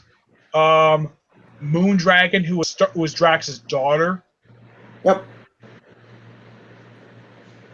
And there was a bunch of characters who appeared. And then, like, when the book got when the characters were brought back in Avengers Assemble, they had a pretty cool lineup, and he had the character Bug for the Micronauts. And then he was dropped from the book for. Then he was not part of the lineup after that for no explained reason. Now, Bendis has since answered the 3 questions that people probably asked after he did this 8-issue run for Avengers Assemble. Like, when did the Guardians come back together? When did Thanos, Drax, and Starla come back? And of course, where is Richard Rider? And the 4th one, which was, how did they know Thanos was on Earth? And why did the Civil War 2 nonsense? Yeah, but the thing is, since he ended his 8-issue run, he has answered 3 of these questions. 3 of these questions have been answered. The 4th one has never been answered. How did the Guardians know that Thanos was on Earth? How did they know? I would have recommended to say that it was Steve. What do you think? The thing is, if you read the Dan Abnett run, the heroes of Earth basically don't even know who Star-Lord even is. Like, Richards, when he first met him, he had no idea who Star-Lord was. Question: why would you go on John Carroll's side, John Civil War 2 bullshit? I don't get. I have no idea why Bendis decided to bring the Guardians to Earth in the first place, but it did lead to good storytelling. Make Agent Venom fight and yeah, the real Spider-Man. But that pissed me off because what the hell? Yeah, but the thing is, people who are part of the Guardians, Thing is an infamous Iron Man, so he's still sticking around. Flash, don't know exactly what happened to him. He somehow lost his CEO. Angela, I have no idea what Marvel wants to do with this character because, have you noticed? I was going to say, they got her from Image, so what can you do? Well, here's what they've done with her since she's been in Marvel. She was in Guardians for the first fight Bendis did. Sin happened. For a few issues. Then she did that mini-series, Original Sin. Then she had 2 ongoing series, which both really good. The second one got canceled due to low sales. Then she returned to Guardians, where she stayed there until the last issue. And she also recently got started in the arc before the Asgard Shi'ar War, the League of Rome storyline. She was in there too. But aside from this stuff, oh yeah, she also got started an issue of. I believe she got started an issue of Spider-Man Deadpool, or was that female Thor? I'm not really sure. I think female Thor with Spider-Man Deadpool. Speaking of Spider-Man Deadpool, I read the issue. And she hasn't done really all that much. I mean, sorry. Here's an idea. Put her on Avengers roster. Well, put her in Spawn. Like, wait, you can't. We need to call it at the own Andor. Tom McFarlane owns Spawn. It's his baby. That's true. But it's officially his now. I mean, if you look at it, Thor is on the main team Avengers. The other team Avengers, can you think of the other team like the Unity Squad and U.S. Avengers? They don't have any like gods on their teams. No. Oh, what team do you think Angela could fit on? Speaking of Spider-Man Deadpool, I'm signing to up, but I read it. What? X-Men? No, you said one team she could fit on? How about Defenders? Yeah, Defenders. One team that she could work really well on. Ultimates. Ultimate is all over the place. I don't know where we're going to have book anymore. No, Ultimates, as in the one Al O-Ring is doing. The one Al O-Ring, yeah. That book. Okay. That book she can work really well with because, well, she's been to space, so she worked perfectly with that book. And one thing I'm so happy with that before this arc, before Secret Empire happened, Galactus is still the Lightbringer. He's still the Lightbringer. Though they tried to turn back to being the Devourer, but he's back being the Lightbringer. Wait, good. How did he switch back to Lightbringer? Because I thought he lost that power. Wait, did Al Ewing do this? Did he ever answer the question how Eternity, for a brief second, escaped his confinement, went to go get Ulysses, and to being confined again? I would love for him to explain that just so I could just laugh at it. Yeah. he has to struggle to find a way out. Yeah, but you know that's not the first time Galactus has been imprisoned. He was also imprisoned during Annihilation. Yeah, but I'm talking about Eternity though. Eternity. How did Eternity escape? Yeah. I don't know Titans- how he got free. Somehow he was briefly looked like he was turned back into the Devourer, and he said, "I hunger." And then at the end of this arc, he's back being the Lightbringer. When did that happen? I like him being the life bringer because he always said that he will give back to the universe what he took away. I'm fine Yeah. with the Lightbringer. Did you I read that support one issue where he met the Molecule Man?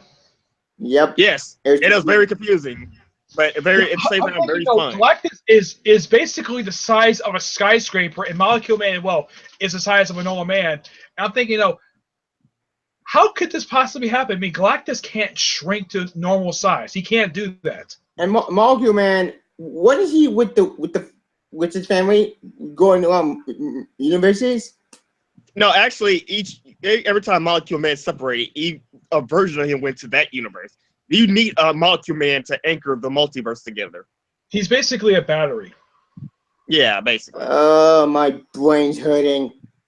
Yeah, but as for actual Battle World itself, guess when was the last time the actual Battle World itself showed up in the Marvel Universe? Doctor Doom. When? Contest of Champions. Oh, wasn't that? They actually went there. Yeah, that series. The one they had, the Punisher 2099 in the series. I thought Punisher not showed in Spider-Man 2099. Yeah, but that was the last time he showed up. Apparently, he got killed by an alternate version of the Punisher. He got an alternate version of himself.